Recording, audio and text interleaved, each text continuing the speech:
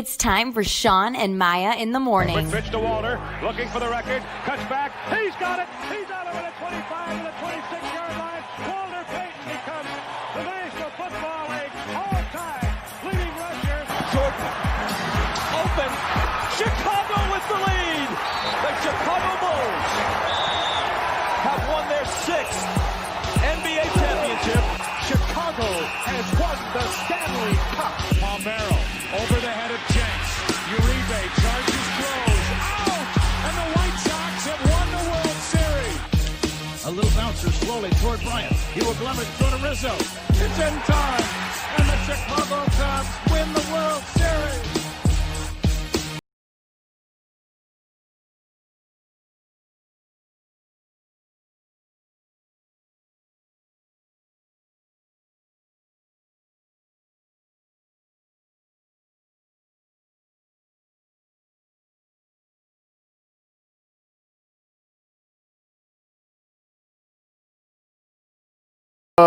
Welcome to Shawn and Maya in the morning on SportsZone Chicago. Man, SportsZone Chicago. Let me tell you, we have a phenomenal show for you. I am fired up. You don't even understand. We have so much to talk about. I'm so frustrated. I'm so mad about my Bears. I didn't even wear any Bears gear today. It's back to regular house music Monday because I'm so frustrated with them and their performance yesterday. Hey, but guys, you know what? Thanks for tuning in. I'm your boy, the Superback, Shawn Sierra. And if you're watching this on Facebook Live, well, then I guess you found us on Facebook. Now, if you're watching this on YouTube Live, well, then I guess you found us on YouTube. Now, if you want to follow me, just me personally online, want to know what I did? Let me tell you what I did. Want to know what I did? Here's what I did. I made it nice and easy for you folks. Nice and easy. One handle for Facebook, Twitter, Instagram, Snapchat, the Snapper. All one handle at the Shawn Sierra. If you want to follow my lovely co-host, Maya Akai, you can follow her on Facebook and Twitter at the Sports Chica. If you want to follow her on Instagram, because you do it just for the gram, then you just follow her at Maya_Akai. It's MAYA_AKAI. Listen, we got a great show for you, but I'd be remiss. I got to bring my man out first. Foremost, he is the whiz. He's the man behind the curtain. The man makes it all run. He's our Puerto Rican Swiss Army knife, Ivan Vargas. Ivan, what's up, Papa? How are you? Not happy. Yeah. Not happy, I'll tell you that much. That was a shit show. It was, Armando Lara Jr. He goes, we thought we were going to take a step forward. We took 2 steps back yesterday, and I don't disagree. Where was this offense that was supposed to open up suddenly? When I know the Colts are the number 1 defense, but you did nothing but 3 points for the entirety of the game, basically. Mm-hmm. You know what I'm saying? Something's got to stop. Like there's got to be a switch in the play calling. I think Nagy should give it up. I think it should be over with him calling the plays. It doesn't make sense. When I thought they should have attacked downfield, they went horizontal to the line. When I thought they should have ran, they didn't. It was just ass backwards to me. It was frustrating. It definitely was bass backwards. It was front. It was frustrating. And I'm sitting there, and I'll tell you. Here's the thing that I knew something was wrong. Here's when I knew something was wrong. When I had that same feeling, the feeling that I had when Mitch was quarterbacking, I was hoping for something to happen, not knowing it would happen. See, when Foles came in the game last week, I had a feeling. I'm like, okay, I feel good. I feel good. I'm not really worried. I think he's going to do well. And I was just so at ease. I was so at ease when he was at the helm last week. This week, totally different, completely different. And I was more of a holding your breath type of mentality of a feeling that I had. It was frustrating because that's not what we wanted. Because hell, we could have put Mitch back in there. We could have got the same results from Mitch. Could have got the same results, I believe. I think Mitch would have done a little better because his speed could have negated the defense's speed. If he got in trouble in the pocket, he wasn't a statue like running like a giraffe like Nick Foles. He couldn't get out of there when there was a opening for him to escape. There was no way in hell he was getting 3 yards. None. If Mitch was there, at least Mitch could have maybe evaded the rush. Got some yards, picked up some yards. Now they're thinking, okay, now we have to contain. Now they can't just take off on your ass, and that's what they were doing. They were just rearing their ears back and going right after Nick Foles. the thing that we had talked about, like, all right, well, we know where Philip Rivers is going to be, but he doesn't move. Well, they had the same thing. They felt the same thing with Foles. He's not a mobile quarterback. They realize where he's going to set up. And Nick Foles can move around in the pocket, but they collapsed the pocket. It was a poor day by the offensive line, poor day by the protection with the running backs. It was just really, really, really a subpar day for the Bears overall. And you can't have that this is the first good team that they were facing. This is the first team that had a legitimate defense. And I was excited about it all weekend or leading up to it because I wanted to see how Nick, with a week of practice, with a week of reps, with a week of timing, with a week of getting on the same page with all of his wide receivers, was going to look. And he looked like crap. And it was really more than frustrating. It was infuriating, as probably the word I should use. It was infuriating because you paid all this money for this particular guy, and this is what he does. Now, mind you, it's only one game. It's only one game, but that's not how I wanted the Nick Foles era to begin, because you should have been a lot more crisp, a lot more clean, a lot more effective. And again, I'm not taking anything away from their defense. They have a good defense, but that has nothing to do with overthrown balls, underthrown balls thrown behind a receiver. Okay, balls hopped into a receiver. They had that look. A lot of the passes yesterday looked just like Mitch. Mm-hmm. There was no difference, and then there was no jump. There was no you just came back from Atlanta. You just came back in a comeback win in a crazy replace your starting quarterback comeback win. Where was the motivation? It looked like from the kickoff that they were flat and they never got going. It just looked like they were just going through the motions out there against the Colts. I thought there was times where the play calling got scared on both ends, and the Colts just took advantage. You got a veteran quarterback back there. You got a great offensive line. You got the number one defense in the league, and I've never seen a Colts defense that good. It was just infuriating. I think that was the best thing, infuriating, because there were certain times where, why are you running Cordero Patterson on an inside zone when the man loves to bounce outside? He's not a running back. He's a big guy, but he's not a running back. Maybe you shouldn't have gotten rid of Jordan Howard, and maybe we would have had that bruiser of a running back to get us those 1 or 2 yards, 3 yards. Maybe. Just thinking. All right, well, let's not get too into it. So I say you're fired up already. So am I, but we got to stay on course. We got a great show, guys, and listen, we need you to get interactive on it. Man, they're chiming in already. We had Armando Lara Jr. chiming in again. He's a faithful follower of Vernon Fairley, Joshua Davidson. All right, guys, already thanks for contributing and chiming in. We want you to keep chiming in. We want you to keep coming out and putting up questions or comments. We want to discuss them and incorporate into the show. But man, we have a great show at 9 o'clock. He's already in the wings, man. It's our guy Joseph Phillips from the Chicago Crusader. We're going to bring him out in a second.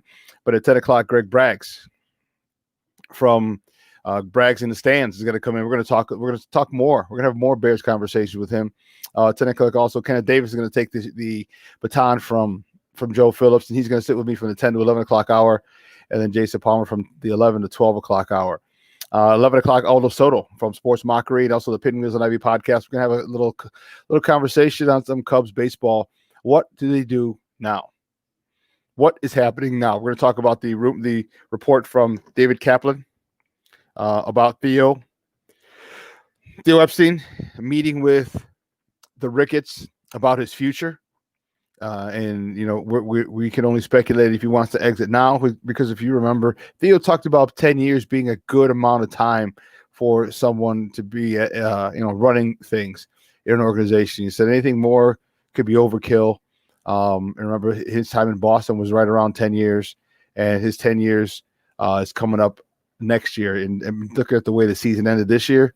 Do they make the move early and just say, hey, you know what, just keep it at 9 years and part ways? Or is he part of looking for a new president of baseball operations? Does he move Crane Kenny up? Does he move Jed Hoyer up? What possibilities are there? And we're going to talk with Aldo Soto at 11 o'clock. But let's get right to it, folks. You know how we do the first segment of every show. It's called Top of the Morning Tea, and these are the hot topics of the night before, or just the sports in general. And boy, oh boy, do we have some doozies. And with that, because the Top of the Morning segment is powered by the Chicago Crusader. And with that, I want to bring in their guy. Their guy, he's our guy. He's a sports editor over there. You can find him on Twitter at ACA Joe. Guys, bring him in. Joseph Phillips. Joseph, what up, Papa? Good morning, Papa. God bless. Man, you look spiffy, bro. Thanks, brother. You got a coordinator? Joseph, you look like you're in a music video. Man, let's get it on. Who you bad boy for life? Can't stop. We won't stop. We bad boy for life. No, it's that lower angle shot in my bedroom, man. So it give me that effect like I'm talking to you guys on a video or something. Okay. Yeah. Looking good, buddy. Looking good. Thanks, brother. Thanks. Okay. So how about those Bears, man? Man, I tell you what, bro. I am so distraught with that performance yesterday. I'm more infuriated than anything. You know, the lack of. If you just looked at the numbers and you watched the game and you didn't know the difference between Mitch Trubisky and Nick Foles, you wouldn't know who was quarterbacking, because that was the same type of garbage that Mitch has been giving us for X amount of years now. And with the switch last week and with Foles coming in, giving us a lift to come back last week, I was thinking it was going to be something completely different for 4 quarters, and it was nothing. It was all the same. It was just Mitch. It was a quarterback. It was Mitch who couldn't run. Was exactly who was back there. Yeah, I kind of blame yesterday's game on the offensive line and Matt Nagy. I watched Matt Nagy predictably, and I know that Tariq Cohen was out. You know, I know Tariq Cohen was out yesterday, and it kind of like took away that threat, that dump off threat for Nick Foles. And I know it was going to be hard on Nick Foles to find that type of running back or receiver. Also, I blame Ryan Pace. He should have had a running back in here with some speed that can replace Tariq Cohen, because those backup running backs we have, they're not going to do it. I don't think Indy was falling for any of our play action fakes. They weren't falling for any of our sets or designs. And I watched on a couple of plays with Matt Nagy purposely called the run just to call the run. You know, like, you don't call the run just to call the run. Most times he does that, it seems like the defense know exactly what's coming, and then it sets the offense back, 4 or 5 yards. And then after you call the run, guess what's going to come next? A pass. You see what I mean? So it's kind of like the Bears were so predictable yesterday, and I blame that on Matt Nagy's play calling, in addition to having a horrible performance by the offensive line. You know, and again, this was one of the best defenses. Number one. They're number one. Colts. In a lot of categories, yeah, they are. They're the top of a lot of categories. And you know what? And this was going to be this was a litmus test. And, we showed that we're not up to snuff. Not up to snuff. Our quarterback situation is still up in the air, and it's frustrating to see that. It's very frustrating to see that, especially when we have such high hopes after our quarterback situation was up in the air. We knew we had a guy, who we felt that would come in and be a lot more efficient, a lot more successful, and he comes out and gives the same stuff as the starter as a week 1 starter. That's a blow to your chest, man. That's a shot to your chest, because you're like, well, now what the hell do we do? This defense, we can't continue to ask them to score. We can't continue to ask them to stop offenses when we go 3 and outs, when we throw interceptions, when we're just impotent on the field. We just can't put all the pressure on the defense. And I'm gonna stop saying it because it pisses me off to no end. But please call a blessed holding call on Khalil Mack, please. Not anyone, Shawn. Please. It was so bad. I don't think the coaching staff is doing enough to complain to the league office about Khalil Mack and now Robert Quinn, because I saw Robert Quinn getting held on a couple of plays also. And even with Akeem Hicks coming up the middle, we're still missing Eddie Goldman, because I noticed with the Colts running game, I mean, they were ripping off 5, 10-yard, 11-yard runs, which was allowing them to get into the middle of the field and make big plays. So, and also with Danny Trevathan, we need to start finding a replacement for him. I don't know what's going on. I don't know if he's injured or not. He probably needs to tell the team, because every time I see him, he's getting burnt. And Eddie Jackson, man, you're really starting to tick me off. I know you got your money, but, brother, you're getting burnt like every week. I don't know what's going on with that.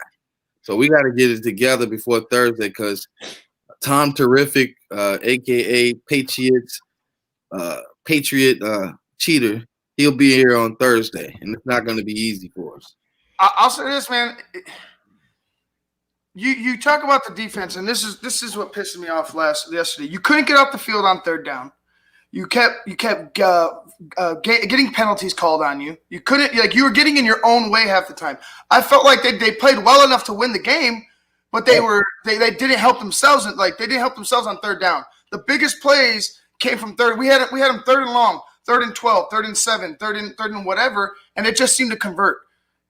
And it seemed to convert downfield on Eddie Jackson, on Danny Trevathan, on two guys that, and I know it was a lot of other people. Jalen Johnson got exposed a couple times, but it's these guys are they out of position? Are they not? Are they not in football shape? Are we going to keep making this excuse all year? It's week 4 now. What's going on? I don't understand with this defense. Chuck Pagano, it seems like he plays scared and timid throughout the game. And I thought you weren't supposed to do that this week. Right. I thought this week was supposed to be different. Chuck Pagano, first of all, I don't know if he's calling his plays based on what the offense do to get a defense rest. But here's the deal. Yes, Mac dropped that interception. That's unfortunate. But here's the deal. Chuck Pagano should have been blitzing on every down. Just like they were doing us. Like they were blitzing Foles. And blitzing on every down. It's the times we did blitz, we were successful. Did you notice that? Yes. So it's no excuse, man. I mean, we gave you the game. We didn't even show up. You weren't generating pressure, like Shawn, you said. Eddie Goldman's been a huge hole in that missing from that line, and it's like okay, you can't stop the middle of that offense. You need to send pressure. You need to generate pressure some way, somehow, because your front line isn't doing it. Your defensive line isn't doing it. And then when you were blitzing, you were finding success when you got home. You were putting pressure on him, and he hit a few passes. Like, they weren't deep shots, but he hit a few passes to the open guy because he had pressure in his face. Then you stopped doing it. And all he was doing was sitting there and launching it to the sideline, launching it down the middle of the field. He was hitting Pascal in the middle of the field half the time in the first half. Honestly, I think he targeted him more in the first half than he targeted T.Y. And then I saw a Trey Burton sighting yesterday. That joker. Yeah, I was like, you sold our team out for 2 years. You didn't want to do the Philly special, which probably eventually cost us a game because you didn't want to play that day. So I'm not going to go there. But now here you go, popping up in Indy, happy as ever with a clean uniform, ready to make plays against the Bears. So I'm kind of suspect against him. He just, he's always been on my bad list. I have not. I have never liked him. I have never liked him. You can check the prior shows, man. I've been negative completely on Trey Burton, and he shows up yesterday, and I'm wondering how much of the offense he gave to that defense. Yeah, because he wanted to beat the Bears. He wanted to stick it to us, and he did. But it was more than just that. It's the defense. There's a situation going on here, and I don't know if I like it. All right, they're dropping too many. All right, the Khalil Mack interception, that's unacceptable. All right, I know you're the one thing that everyone has been calling, Khalil Mack. They're just praising him with superlatives, and he is a great player, but he's got to show up now. Yeah. And I don't care if you're being held. Okay, there's certain things you need to do.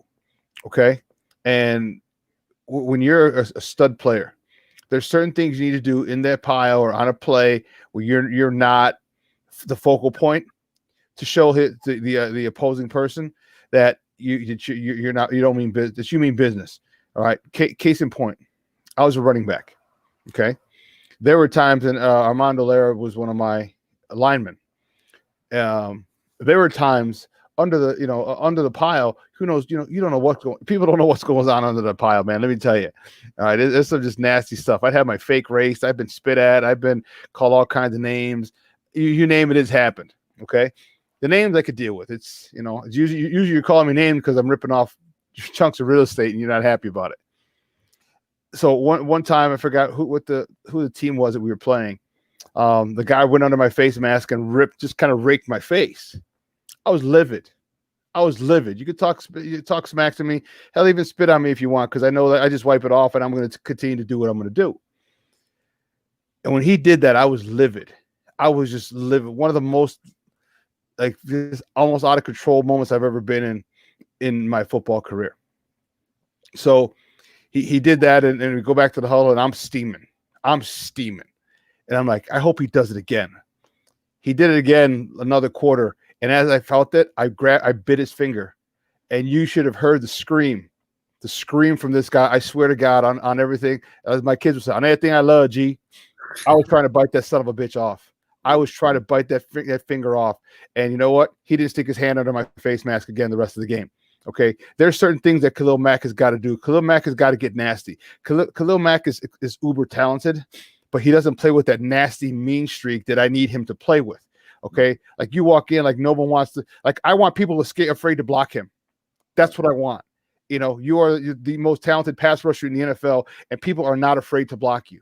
I mean, I'm talking. There's things you need to do underneath the pile when someone holds you. Okay, I got you. So when there's a pile, you hit him in the throat. You hit him. You do something. Okay, and it may sound like I'm talking nonsense, but these are the things you have to do in a game under the pile when no one's looking to show. Because when people are doing dirty stuff to you, sometimes you got to lower yourself to their level. Okay, and on a play when you're not the focus, if it's running away, say the play's running away from you. Okay, or it's a quick pass and it's all the way, or it's downfield.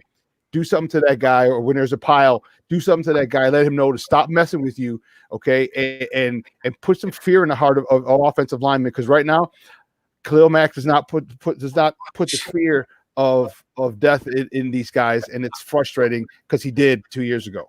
I want to say that. I want to say this, man. I'm going to slightly disagree with you because the man's being held by everybody and their mama out there. He's being held by everybody. He's getting every type of anybody that can put a hand on him will put a hand on him. But like you said earlier, there's been these holding calls, and you see it on both ends. You see it everywhere, all over the league. To be honest with you, this league right now has broke records in points scored, points scored, touchdowns, and so much. They're not calling offensive holding. The defense can't get off. They're it seems to me like they're trying to make this an offensive explosion to gain. I guess that's the way the NFL's been going for years. It's not a new concept. I understand that, but right now it's egregious. It's everywhere. And that's why he needs to have a mean streak in him. So he needs to do something to the point where guys stop holding him. He needs to. I mean, again, I really don't like taking cheap shots at people. But when you're doing something and it's affecting my play, okay, then we need to level the playing field, and there needs to be something done about that, and he needs to do something, okay? Because Joseph, believe me, they send in film, they send in tape that you're allowed to send in. I don't know if that's a set number of plays, but you send in plays that are in question, and they send them in every week. Matt Nagy is asked about that every time, and he says, "Hey, we continue to, sending in plays but we can't worry about that because the Matt Nagy goes on. But you send in plays. They send in clips of Khalil Mack being held, because if you don't hold that guy will be the quarterback a good 15 times a game if you don't hold him. Somebody has to take a fine. That means you got to go through the media and do it, because if the NFL is not responding, then Matt Nagy need to be campaigning every Sunday after the game about his guy 5'2" being held. And then also you mentioned a key point, Shawn, about Trey Burton possibly giving our plays away, the 5 plays that we have, in addition to Frank Wright being on the sideline, who is very familiar with Nick Foles. So I thought that was kind of suspect to see that they knew everything that was coming. I know Indianapolis is good, but at the same time, I actually saw it looked like they knew our playbook. It did seem like that. It did seem that they were one step ahead, and that was really frustrating to me because, again, I was looking forward to a much more potent offense this week with Nick at the helm, and with us not getting it. Again, I was frustrated. I was infuriated. I was so disappointed as well. And again, I had that feeling where where you're holding your breath, like hoping something happens. And that's not where I felt with Nick Foles came in last week. And to have that feeling again is the same feeling I had when the Bears were down and Mitch was leading the way. So, and I even mentioned, with that, when you took out Mitch, now you're taking out one aspect of the quarterback that could have been used, and that's the mobility factor. And Mitch could have ran for a couple of first downs, got out of trouble, but I'm not saying Mitch is God's gift to sliced bread. I get it, or the best thing since sliced bread. But I'm just saying Mitch gives us a different aspect. And I'm not asking, there are a lot of people on Twitter yesterday who were saying, bring Mitch in, bring Mitch in, bring Mitch in. I'm not saying that just yet. I'm just saying, okay, well, now the question that I asked last week is really valid. Did Mitch get pulled too soon?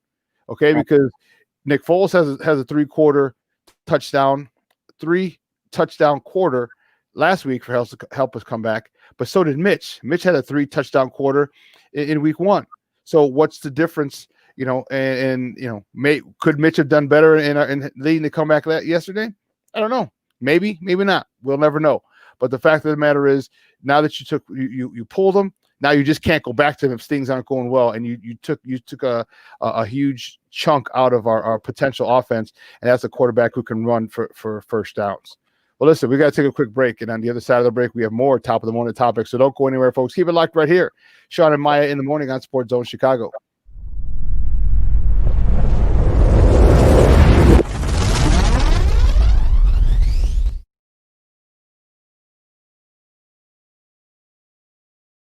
BoomerNaturals.com presents the Sports Flash on 1330 and 95.9 The Zone.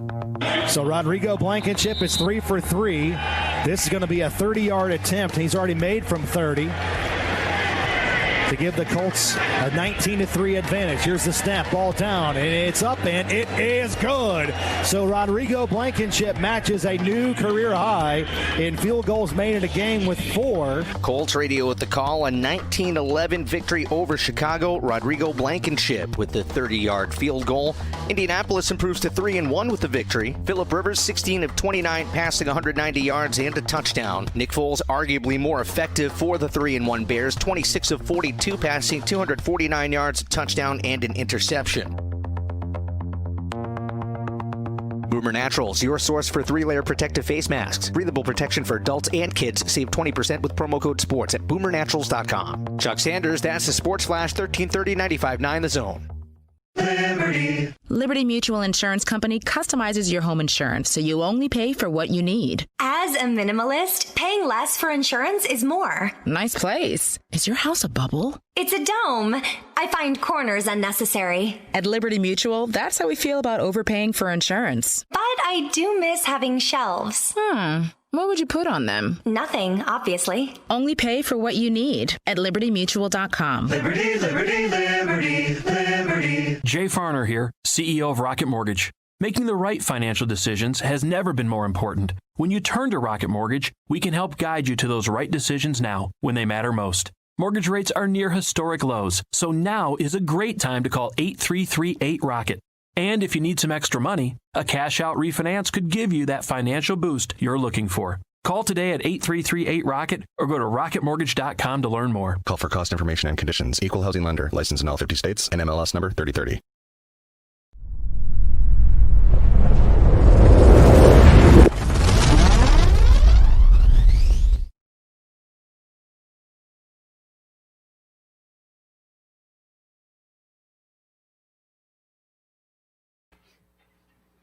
Welcome back to Shawn and Maya in the morning on SportsZone Chicago. It is House Music Monday edition. And unfortunately, the first time this season, this is not a Bears Victory Monday. And so we have a lot of thoughts on this situation. And I tell you what, I am livid about this. It's that defensive line of Indianapolis is good. Okay. There were times, and they showed it on the broadcast yesterday, where they were in the backfield constantly. And we're talking 2 or 3 yards in the backfield. Mm-hmm. Okay. Yeah. David Montgomery was getting hit again in the backfield constantly. He was being forced to stop his feet in the backfield. And when you get forced a running back to stop his feet in the backfield, you've won. Okay. Because now he's not going where he was intended to go. Now he's got to make something up. Now he's got to improvise. And that's not the thing you want. On a run, you want him running downhill. You don't want him dealing with anybody at least until the second level, and ideally the third level. You want to get those first 2 levels blocked up. And the offensive line wasn't doing that. DeForest Buckner, who they traded for in the offseason, got him from Frisco. He's just been a monster. He's been a monster for them, and he was a monster for them yesterday. And it was just probably the worst performance of these first 4 games for this offensive line, because they had no push, they had no swag, they had no attitude, and to me that falls on coaching. Okay, it goes back. Your players got to play themselves, and I get it, but you know what? It seemed like the whole team was off, and maybe the flex moving from 12 o'clock to 3:25 affected them, but hell, it sure as hell didn't look like it didn't affect Colts. Guys, didn't this look like I want to ask you this? Didn't the entire not the coaching staff, the entire team, the Colts team, didn't it mirror didn't it look like a team that we want the Bears to be? Yeah. Doesn't it look like the team we want the Bears to be? A quarterback that's competent enough to get the ball to the receivers that are open, a running game, a nasty offensive line, and a great defense. And a coach who's competent enough and his players trust him enough to go out there and play for him. It just feels like there was no where was the push for Matt? Where was the push? I think taking Mitch out affected a lot that locker room a lot more than we think. Yeah, and also the sad part was I saw Philip Rivers talking trash to our defense, like we were just like marks, like we were punks, like he was pointing his finger at the linebacker, just telling him like, I'm about to shove it down your throat on this next play. You can't stop me. I mean, come on now. We can't let Philip Rivers do that to us. And he did it with confidence and eventually took us out of the game. He starts running his mouth when they're up. That's when Phillips starts running his mouth. When you smack Philip Rivers in the mouth, he shuts his ass up real quick. I watched it time and time again. You know what? This is the guy that I said, Armando, you're right. This is the guy that, remember, guys, I said in the offseason, skip Philip Rivers. When the Bears were playing the Chargers last year, we talked, and their guys like, he's a free agent, go get him. I'm like, that's a great idea. Go get this guy. Okay, let Mitch sit for a year or draft another quarterback. Let Philip Rivers, because now you got a guy as a gunslinger. I mean, let's be honest. He's fiery. Okay, and which is why you saw him talking smack to Roquan Smith. Okay, but this guy's the first ballot Hall of Famer. This quarterback, he's a first ballot Hall of Famer, and he's not slowing down. He's still able to get the ball wherever he needs to get it to, and he gets it to them to wide receivers where they can do things with it and not behind, not slow them down, not stop their feet. Or he gets it to them in motion where they're allowed to get a lot of yards, a little yards after catch. And and Armando and I had talked about this last year. Like, yeah, that would be a great signing for the Bears. Okay, but I don't know if his fiery attitude would have meshed well with Nagy. Nagy is a guy who's very controlling, as we've seen, and stubborn. So if you look at the 2 quarterbacks that he's got, they're not guys who will really combat you. Okay, Mitch is a good soldier, we know that. But Foles doesn't seem like that kind of guy either to make a lot of waves. He may change a play here or there, but he's not going to – it doesn't seem like he's the type of guy who would challenge Nagy or the play caller. And I think we need a quarterback who's been around, someone a veteran who said, "Hey, you know what? No, not this play, that play." And I need to see some, because with everything in Nagy we trust, in Nagy there's no way in hell that I trust that dude anymore. None. Dude, Yeah.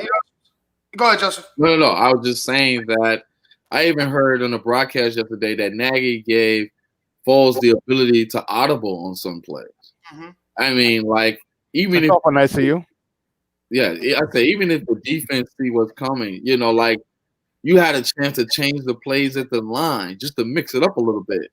But I saw the Bears purposely go back to the same play on multiple occasions and get the same results, which is negative yards. Like you were saying, Shawn, David Montgomery should not be getting hit in the backfield.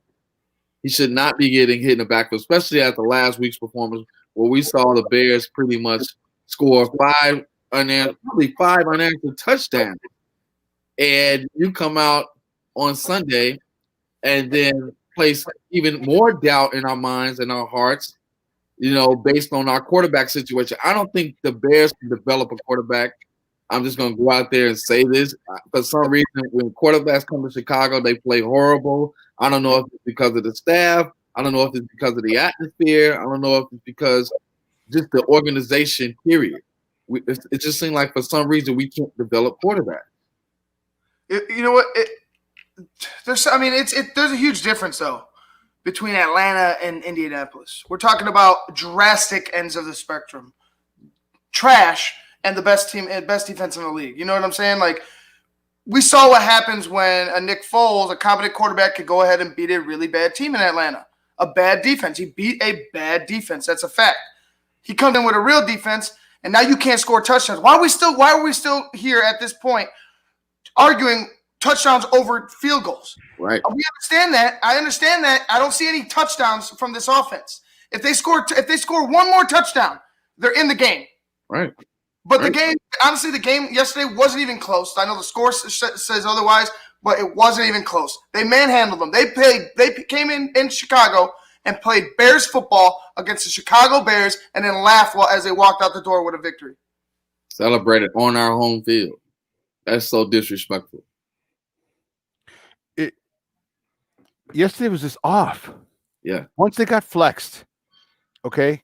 Once they got flexed to the 325 game, I had a bad feeling. Okay. The Bears don't, I just want them to keep them at noon. Keep them at noon. And I don't know how much of an effect that had. I think it has a lot of an effect on it. But my goodness, there's got to be, and it's only one loss. And believe me, I'm not on a ledge or anything like that. But I do have some concerns. Okay. I wonder how Nick Foles is going to play. I wonder, I even mentioned the run game. He abandoned that thing. What do we have? 16 runs yesterday? 16 runs. Okay. And this is the question that we had to ask last week. Now that Nick Foles is starting, is that going to affect the run game? Well, guess what? It did. All right, 16 carries. I don't give a damn if they're stopping it early. You need to continue pounding the ball. Okay? You need to continue doing that. And Nick Foles or Matt Nagy or both decided to go away from it, and that was frustrating. When you get 16 carries, 16 total rushes between your running, even Ryan Nall was in there. I don't think he got a carry though. But Ryan Nall never gets the ball. I think he's just out there for decoy. Never gets the ball. Why the hell is he on the field? Tavius Pierce is going to catch the ball or do something while on the field. Why do you have guys out there that aren't worth a shit? They're not doing anything for you. Why do you have him out there? He's just a glorified decoy. Like, I guess the announcers love to say his name, Ryan Nall. Ryan Nall is going to get the ball. He never gets the ball. He's just out there on the play to give certain guys rest. I don't know if because they don't trust him in practice with the ball. He must fumble the ball in practice. I don't know. He may drop a lot of passes. I don't know. But all I got to say is this for the Bears. We need to go out there and get a defensive tackle and a bona fide running back, period. Okay? We need someone to replace Tariq Cohen so that we can open it up for David Montgomery. Sorry to tell you, Cordell Patterson is not the answer. He looked very slow, and they were hitting him at the top of his body. I watched the linebackers rock him at the top of his body because he's such a big target.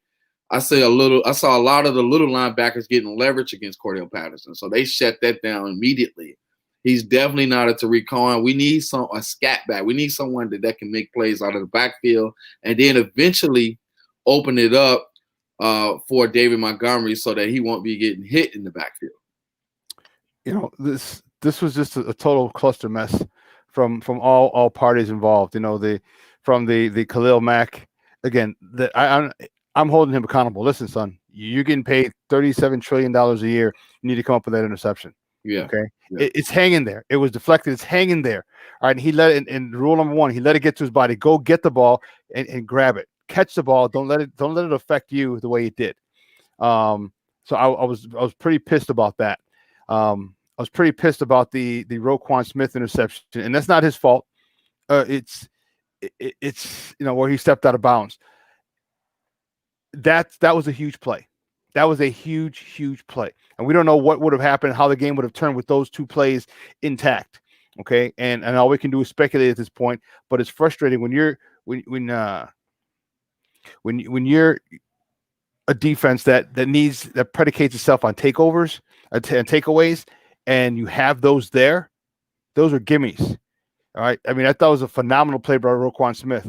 You got it. You have to be more cognizant of where you're at. You know, you have to be. And it's his 3rd year now, so he doesn't get a pass from me. Okay. And again, I get it. I guess I shouldn't have said it wasn't his fault. It is his fault. You just have to understand where you're at. It's knowing what the situation is to know where you're at. You're on the sideline. Okay. And you know that you cannot step out of bounds. You just can't. And those 2 things, you know, defense unable to get off the field, defense unable to get those takeaways, the defense not getting enough pressure on Rivers when necessary, the defense giving up big plays down the field. This one thing after another. Dude, Jonathan Taylor looked like a stud yesterday. I know. Yeah. Jonathan Taylor looked like a stud. Right? So, you know, average about 4 yards a carry, 17 carries, 68 yards, comes out to right around, I believe it's actually 4 yards exactly. That's a nice day at the office when you average 4 yards a carry. Yeah. Okay. And not just on 1 carry. Jonathan Taylor looked fresh. You talk about bouncing around. He bounced out a couple holes. I'll never forget the one play where he goes in and there's a guy in the alley. The safety might have been the safety who came down, and he takes a step in the alley. The linebacker, the safety commits, and he jumps out. Is a jump stop to the left, to the outside, further out, and got more yardage. This kid was phenomenal. Why can't we look and get running backs like that?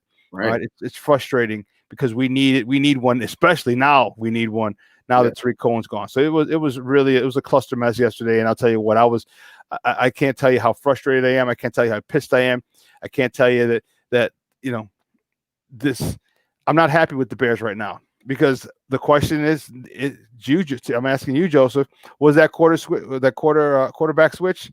Did that blow up in his face? And how stupid do the Bears look now?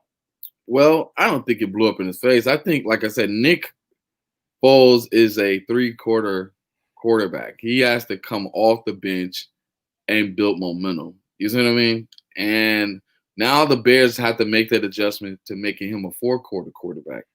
And I don't know if Matt Nagy's the guy to help make that happen right now, because yesterday showed me that Matt Nagy is not just Mitch Trubisky, but it's Matt Nagy's play calling. You know, like I was actually at home predicting the next play. Sometimes I just walk away from the TV because I know what's coming. And it shouldn't be that way. You have to mix things up at the end of the day. You know, get some more RPOs in there. Like, I watched yesterday, you know, you handed the ball off to David Montgomery in the backfield. David Montgomery, one thing I can say, he's very physical. I mean, he knows how to break tackles, but he's not that fast. Okay? No, you knew that. Yeah, people knew that. You know, so we need a running back that can get the ball and go. We don't need guys in the backfield shaking and baking or anything like that. We need a guy that can get the ball, hit the hole, and go. Now, we can use David Montgomery for short yardage purposes to get that 1 extra yard or bring him in. And I'm not saying we're going to bring him in on 3rd down, but he's an every down back.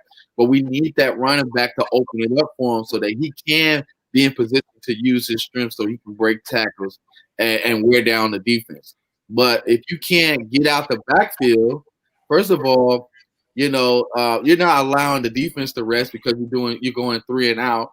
Second, we got a defense that aren't putting pressure on the quarterback, so they're constantly on the field.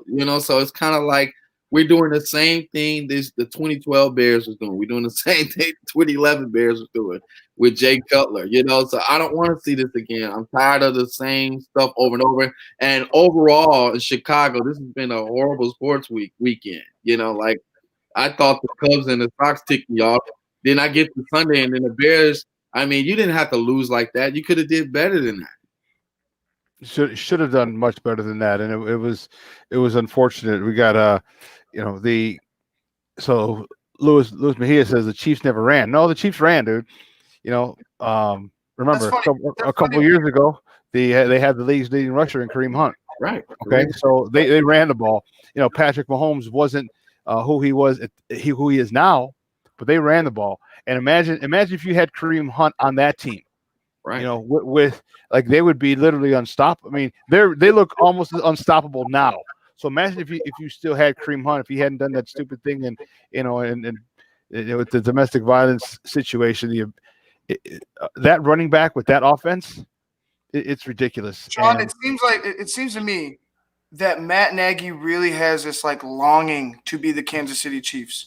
I think Matt Nagy should have never let. I think in his mind, he's trying to make the Bears offense like the Chiefs, but you have none of those parts. None of those parts. No. And it does, like I could see him trying to make a David Montgomery into a Kareem Hunt. He's not that guy. You don't have a guy in. You think you don't have a guy in Mitch because you really never gave him a true shot, and Mitch hasn't executed. Let's be real. Now you got your guy in Nick. You got all your coaches you wanted. It just seems to me that Matt Nagy's just like using all these things to mask his BS, dude. To hide his failures, to hide his shortcomings. He's bringing everybody in, so it's like, here, I got this wall. We're all trying new things. We're all in this together. But, sir, you're the head coach. It all falls on Matt Nagy. Shawn and Ivan, is it any way possible to take the offensive play calling out of Matt Nagy's hands? Can we do that? Because I just wanted to know, like, let him focus on, like personnel and everything like that. But I know he's they're supposed to be some type of offensive guru, but we do have an offensive coordinator there. Maybe he needs to hand over the play caller to him, and so he can focus on more strategic things. The chances of that are slim and none, and Slim just left town. And Matt Nagy, this is the thing that really bugs me about Nagy, is he lies to us. He's still the same ilk. He's cut from the same ilk as Ryan Pace.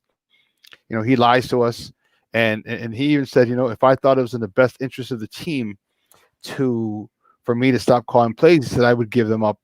Basically, I'd give them up in a heartbeat. You're lying, right?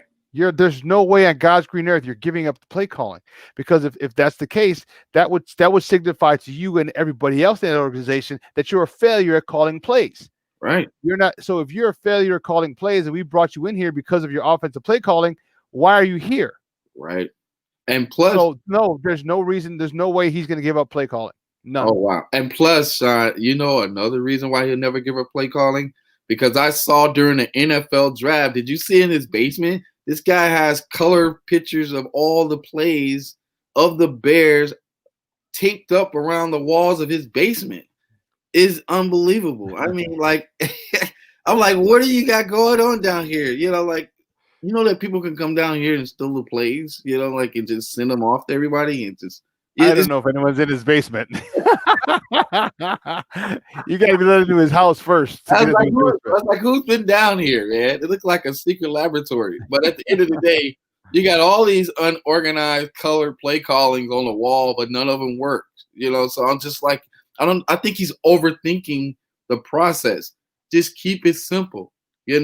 Don't be so predictable. Don't run on first down on the first 7 possessions of the game. Don't do that, because you become predictable. And that's what happened yesterday. Every time they ran the ball on first down, it went from 1st and 10 to 2nd and 15 or to 2nd and 13. And guess what was coming next? A pass, okay? You can't keep doing that. You're going to put your team in a situation where they become so predictable that even the fans at home can call out your offense. It's ridiculous.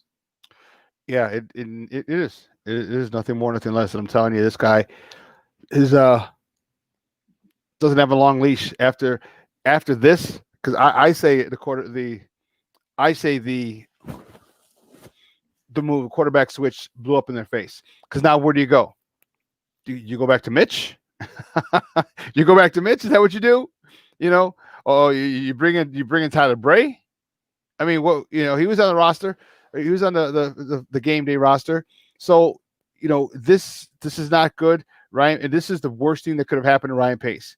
Because Ryan Pace, and I've said it on this show, like, you know what, that was a great move to get Nick Foles, because if Mitch struggles, Nick Foles can come in with this offense. He's familiar with it and run it effectively and efficiently. Nope. It showed that after one game. And again, I'm not on the ledge. I'm not ready to jump off a bridge yet. But what it is I'm a frustrated Bear fan right about now, because there's no way that this offense should have looked just like a Mitch Trubisky-led offense. Okay, right. It should not have looked like that with a guy who won a Super Bowl in this offense. So as you said, Joseph, and as I thought, and as Ivan said, it's got to be a lot of it has to do with the play calling. Don't get me wrong. Nick Foles, he overthrew, underthrew, but threw behind receivers just like Mitch did. But then why did you take Mitch out if you're going to get this type of performance? And that wasn't Nick Foles yesterday. That was Nick Trubisky. And then the week before that was Mitch Trubisky. So we got Nick Trubisky and Mitch Trubisky on the same day. That's funny. Hey, listen, let's move on. The next top of the morning topic. You talked about the bad weekend. Yeah, it was a bad weekend. The Cubs fall to the I can't even remember who they played. Miami Marlins. The Marlins. That's like those pesky Marlins. Those pesky Marlins. They swept and eliminated from the playoffs. That means a lot of questions have to be answered on the north side, Joseph. You know, and there are reports that came out that from David Kaplan, your Cub, number one Cub fan here in the city, that Theo is planning to meet with the Ricketts about his exit. You know, could it be a perfect time now that the Cubs had such a quick exit from the playoffs, or does he stay on to the end of his contract, which is after the 2021 season, next season, and try and find a successor, maybe Jed Hoyer, maybe groom Hoyer for it, or does he leave now? What do you think? Well, one thing I have to give Theo credit for is sticking with these guys. He knew, sink or swim, that this team was who we thought they were. You know, they're a home run hitting team, and they strike out a lot.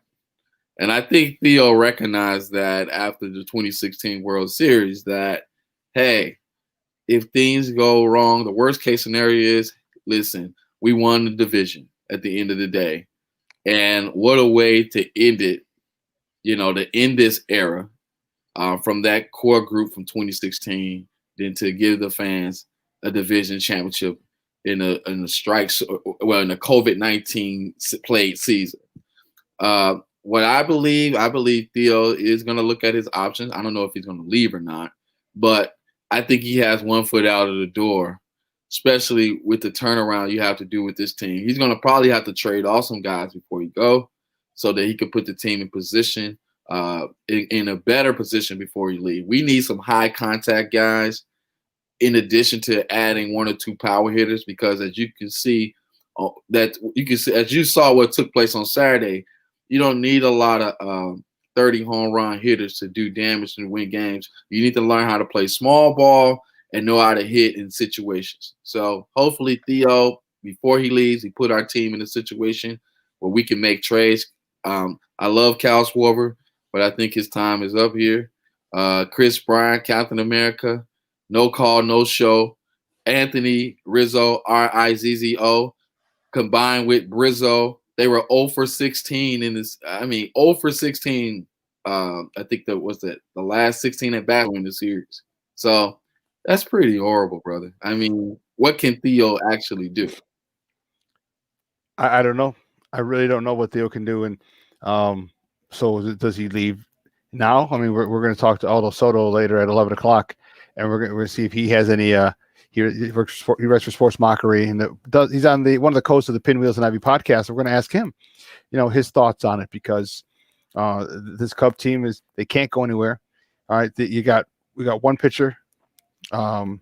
You have I say two pitchers, but as the White Sox saw, you need three pitchers in the playoffs. So this team needs pitching. John Lester isn't the answer. Jose Quintana wasn't the answer for you. So you need another pitching. You need another pitcher to go if you're going to make a deep playoff run.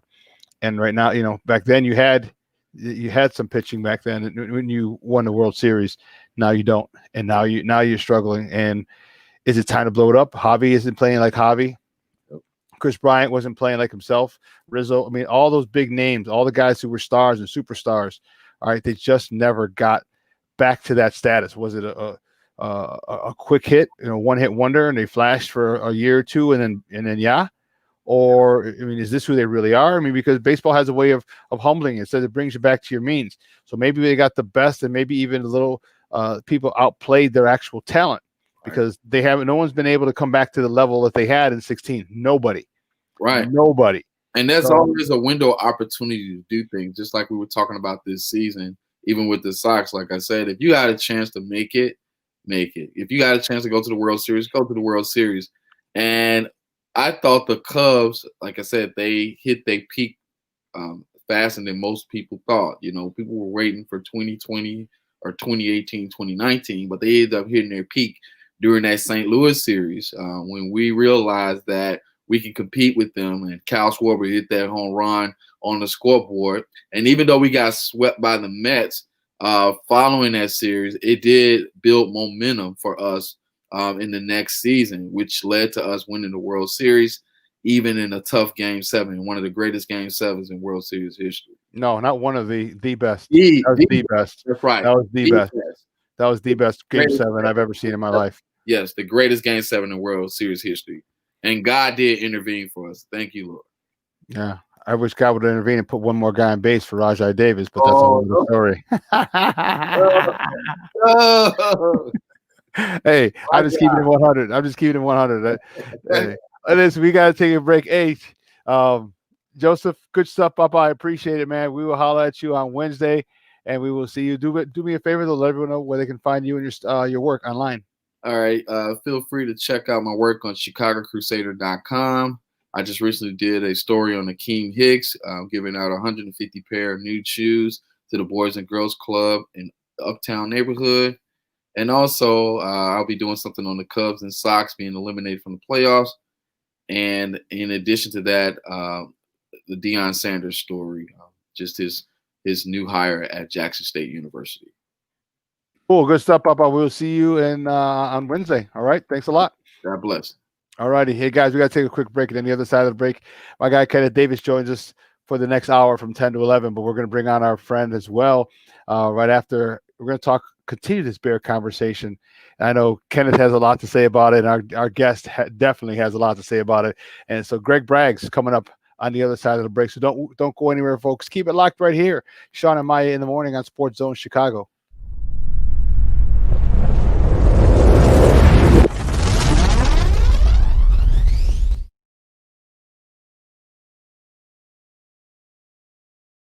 BoomerNaturals.com presents the Sports Flash on 1330 and 95.9 The Zone.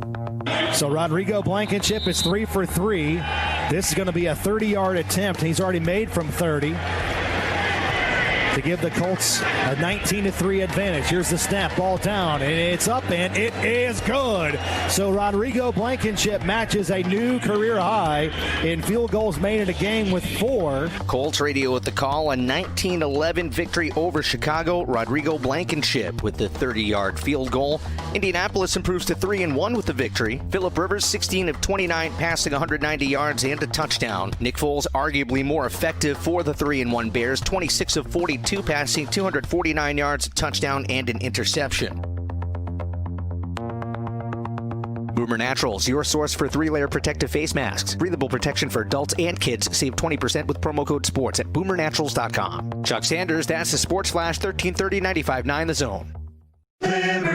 Liberty Mutual Insurance Company customizes your home insurance so you only pay for what you need. As a minimalist, paying less for insurance is more. Nice place. Is your house a bubble? It's a dome. I find corners unnecessary. At Liberty Mutual, that's how we feel about overpaying for insurance. But I do miss having shelves. What would you put on them? Nothing, obviously. Only pay for what you need at libertymutual.com. Liberty, liberty, liberty, liberty. Jay Farner here, CEO of Rocket Mortgage. Making the right financial decisions has never been more important. When you turn to Rocket Mortgage, we can help guide you to those right decisions now when they matter most. Mortgage rates are near historic lows, so now is a great time to call 8338-ROCKET. And if you need some extra money, a cash-out refinance could give you that financial boost you're looking for. Call today at 8338-ROCKET or go to rocketmortgage.com to learn more. Call for cost information and conditions. Equal housing lender. Licensed in all 50 states. NMLS number 3030.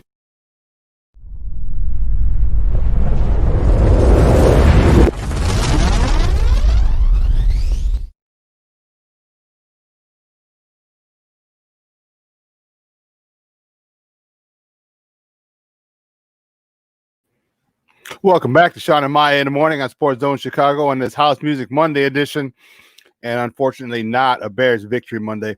Bringing on my next co-host, man. You know he takes the baton from 10 to 11. Man, he's the host of That Davis Show, and you can find him on Twitter at That's Davis. Guys, bring him on, Kenneth David. Kenneth, what's up, Papa? How are you? I'm good, man. How you doing this morning? Not a happy camper, Papa. I'm not a happy camper. Feel the same way, man. Man.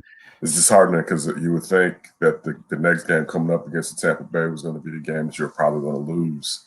And to sit there, and I mean, I do think we didn't take full consideration of this Indy team. And I'm not even talking about Phillips Rivers, even though a crafty vet, but that defense, I was kept reminding people last year that defense wasn't a sucker defense. But I'm sure we got to chop it up with Greg and find out what really happened yesterday, man. So go ahead, got to do. Man, we're going to bring our next guest on. I know there's going to be 3 Angry Bear fans on this particular point. And if Ivan chimes in, that'll be 4. But, our next guest is the host of Brags in the Stands, the podcast. And you can find him on Twitter at GBrags Jr. or JR. GBrags JR 23. Guys, let's welcome on back to Shawn and Maya, Greg Braggs. Greg, what's up, buddy? How are you? What's happening, gentlemen? I had my mic muted. Look at me. Rookie mistake right out the gate.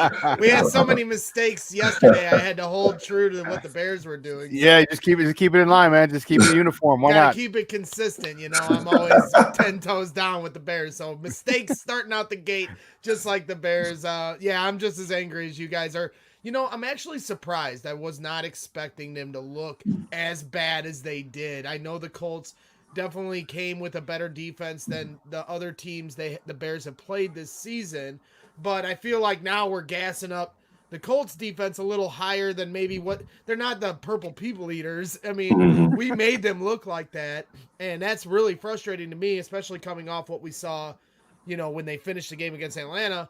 And I feel like Matt Nagy is stuck between 2 offenses. I was surprised to not see the RPO offense in the first half. It felt like they were running the Mitch offense. And so I thought there'd be a little difference when Foles came in. And they're still throwing these east to west screen games, you know, the pitch back and the too many Cordero runs. And, it's easy to Monday morning quarterback those plays when they don't work. But I just was expecting a different offense with Nick Foles, and we did not see that yesterday. You're 100% correct, and that's the problem. You know, it's one of the biggest question I had was how prepared was his team, because they didn't look prepared at all. Indy looked prepared, and because my first question earlier was, well, how did that flex going from 12 to 325 affect the Bears? I'm like, but man, it didn't affect the Colts. So again, if it doesn't affect that team, then my question, it goes directly toward the head coach. And you got to get this team ready, because they didn't seem ready by any stretch. The Khalil Mack dropped interception that hurt us. The Roquan Smith stepping out of bounds before the interception, as great of a play as it was, obviously it didn't count. That really hurt us. Game of inches. Yeah, and there's just a lot of things that they did that they just seemed a step slow. In Indy, they were firing on all cylinders. And my biggest thing for them was we talked about getting to Philip Rivers. He's not a mobile quarterback. You know where his spot is, so you could just make sure that your track is where he's going to be, 5 to 7 yards deep. And guess what? They flipped the script on us. They knew where Nick Foles was going to be. They got pressure on him. We didn't get very much pressure on Philip Rivers. No, and that's my thing is I just go back to, Philip gets the ball out quickly, but there were times where he was back there and they didn't get home. He was back there for an extended period of time. They didn't get home. Hard for me to harp too much on the defense. They held the Bears in it as long as they possibly could. The offense was never going to score. And I just keep going back to they're playing two different types of offenses. So, the first 3 games, we saw a power running attack, a totally different change of philosophy than what we saw from Matt Nagy last year. And last year was not working. What they were trying to do with the RPOs and force Mitch to be a quarterback that he was not working. So the idea then is to bring in Foles and run that offense because he went off of what he did here these first 3 games with the power running with Montgomery. He went back to what they tried to run in 2019 and it didn't work. That's the scariest part. Now, it's one game and they're playing a team that obviously is a little better. There's variables that go into it and it's easy to overreact first game in. But the problem is they play Thursday night against the greatest quarterback of all time and he just threw 5 touchdowns. So it's hard for me as a fan not to project where this is going because they made the switch and it's just frustrating. When you say you have 2 quarterbacks, you have no quarterbacks, and there's a few different reasons they say that. And one of them is the reason we're running into right now. They spent camp playing 2 different styles of offenses for these 2 guys. It wasn't just splitting the reps for the quarterbacks, it's splitting the reps for the offense to understand what their direction is. As you said, the Colts came in and knew what they were doing. The Bears are still trying to figure out who they are. And that's a problem when you're this far into the season. Maybe they should have either stuck with Mitch longer or never went to him at all. But it's easy for me to say that as a fan, but that's their job to figure that stuff out going into camp. And I know COVID threw a real curveball into their plans, but hey, these are the cards they're dealt. This is why they get paid the big bucks, and this is how they're going to get criticized going forward. The way to cure it is win on Thursday. Thursday is a big night for Matt Nagy because he made the move with Nick Foles to go to Mitch when they're 2-0. And Mitch was struggling. So you hear no qualms from me that they pulled him. But you do that, now you put your head on the chopping block. It won't be Nick Foles' head on the chopping block. It's yours now. And now you're going to be on the national stage, Thursday Night Football. And you better not embarrass yourself. That's all I got to say, because everyone that thinks this quarterback competition talk is over, if they come out and score 3 points and don't even get into the red zone, we're back talking about this for 10 days leading up to the Bears-Panthers game because, Matt Nagy says, I can't settle for 3. I hate that. Well, they weren't even getting 3. They weren't even getting into the red zone. It got worse yesterday somehow, some way. So hopefully it's because the Colts defense is world beaters. But I got to see this Thursday to know if, hey, maybe they need to reconsider this because I like the power running game to start the year. Now we're going back to the other stuff, and I do what works. That's what your job is. There's a crazy idea, Greg. Do what works. There's a novel idea. Listen. Look at the Ravens. Look at how Jim Harbaugh adjusts to the talent he has on his roster. Matt Nagy's a young coach. He's got a lot to learn. I'm not trying to throw him down the river, but this is the stuff he needs to hear from his new coaches that have brought him in. Do what works. They did it the first 3 games. I get it was easier competition, but you just went away from it completely yesterday. David Montgomery, 10 carries. That's not good enough, guys, especially with Tariq Cohen out. Look, one, the Ravens have Ozzie Newsome. All right, so you start at the head, so I'll mess with that. But this one, I'm a Matt Nagy guy. This was a Matt Nagy loss. I was social distancing in the backyard watching the game yesterday. Seriously, and it was one of the first things that I said, and I'm a Nagy guy. Everybody knows it. And I'm like, dude, this is a Matt Nagy loss. They're not – it's even further than them not being prepared. It was his play calling.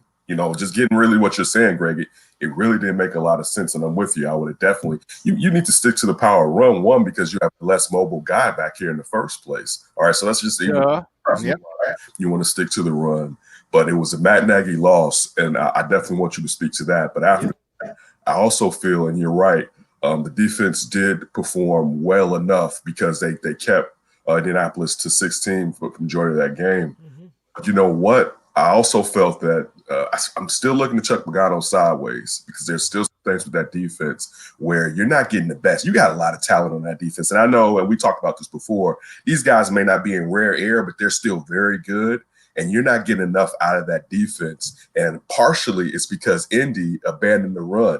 If Indy kept running on the Bears, that game would have been if they unleashed Taylor for real yesterday, late, that game would have been nasty. All right. But I wanted to sit there and go with Phillips. But so for me, on both sides of the ball, coaching wise, I was just dismayed, man. And even I'm sure most of us was like this too. Even in the fourth quarter, since the score was so low and we've seen it, you still thought the Bears had a chance, but they can never put it together. And just like you're saying, dude, where the hell is the run game? I was happy to start seeing David Montgomery being used in the passing game, which they told us coming into college that was going to be one of the primary reasons for drafting him. That's good, but of course you got to stick to the run, especially in the game where you're not getting blown out. There's no reason to abandon the run, even if you got this shiny toy at quarterback now that can kind of understand and implement your offense. 100%. And regarding the defense, you know, they, like I said, they held it as long as they could.